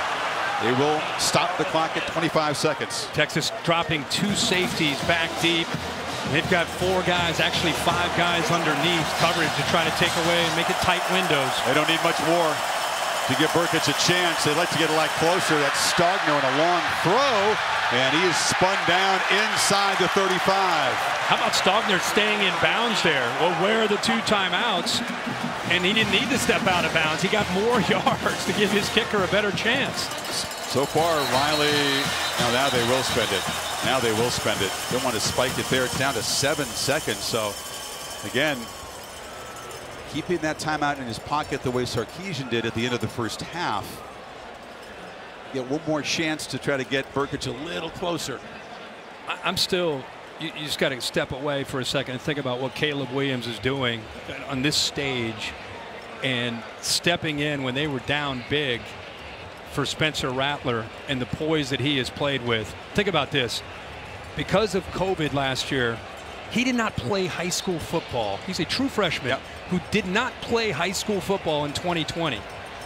Comes into Oklahoma as a young true freshman. Got here early. Got in early, sitting behind Spencer Rattler. Tremendous future and upside. But Rattler, he's a Heisman guy. You're sitting behind, and you get thrown into this game. He's played some short yardage and red zone, but you get put into this as your first real experience. Didn't play football last year, and you're out on this stage executing and playing like you've been there as a third-year guy. Remember way back his first play, it was a 4th and 1. They bring him in there. I think it's going to be just enough to get the first down. Races to a long touchdown run. That kind of set the tone. But still, that was Rattler's game at that point. After the second turnover, Rattler was pulled. And it's been Williams since then, although Rattler came back in to complete the pass to Soups with a 2-point conversion. So 10 seconds to go. Now it's all about trying to get it with a kicker. Does a kicker like it in the middle of the field? Does he like it on the left hash? He likes it closer. Yeah, of course. They can run or throw with that timeout to use here. Direct snap. Brooks trying to make something happen. He breaks free. Kennedy Brooks says, forget the field goal. Win it with a touchdown.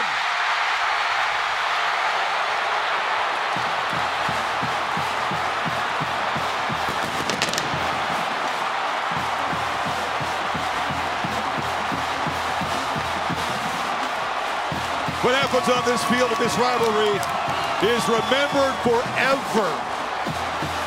And whatever side you're on, whether it's euphoria or heartbreak, this is a game that will never be forgotten today in Dallas. 1 second to play, and Oklahoma is going to win it from 21 down with a late 75-yard touchdown drive. The exact same play that they ran after they ripped the fumble away from Worthy, and the next play they scored on a touchdown with Kennedy Brooks. They ran the exact same counter play. The focus rightfully was on Bijan Robinson, the Texas tailback. He ran for 137, but Kennedy Brooks stole the show. In terms of runners in this game, 25 for 217. 2 touchdowns, including the game winner. Burkett for the PAT. They've added 2 seconds back on the clock. Incredible afternoon in Dallas. This team was on the ropes 2 minutes into the game, down 2 touchdowns.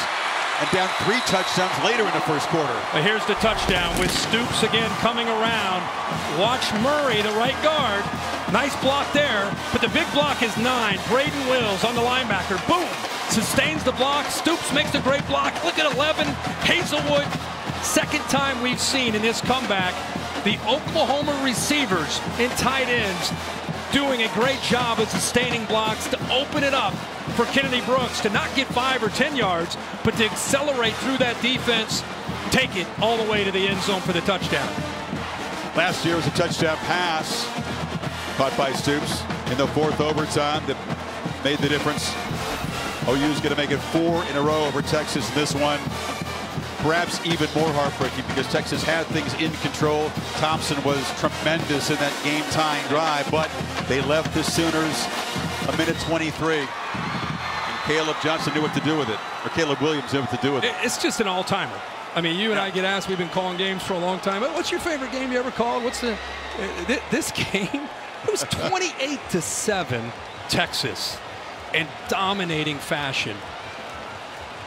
And you sit your starting quarterback, you bring in Caleb Williams, which has been a controversial topic in Norman already coming into this game, and the kid delivers, the team feeds off of it.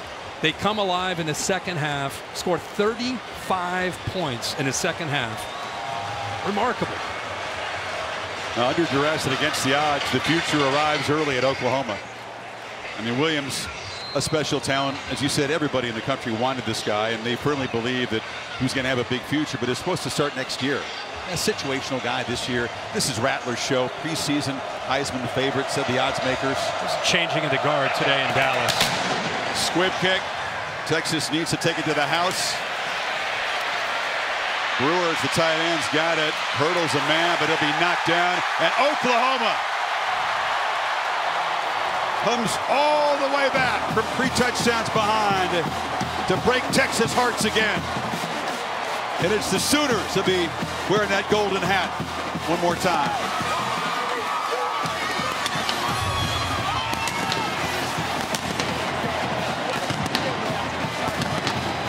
The highest scoring edition in this tremendous rivalry. 103 incredible points, and the golden hat awaits. To Holly with Lincoln Riley. Well, Coach, you made a difficult decision at the half. What went into bringing Caleb Williams out to start this game and change the course of it? He made some plays. It was a tough decision, but honestly, I mean, you want to know something about our team? You know, Spencer comes back in there and gets a 2-point conversion that we don't win without. So that's what it's all about. Your defense showed up big time. They were able to limit Texas in this second half. How?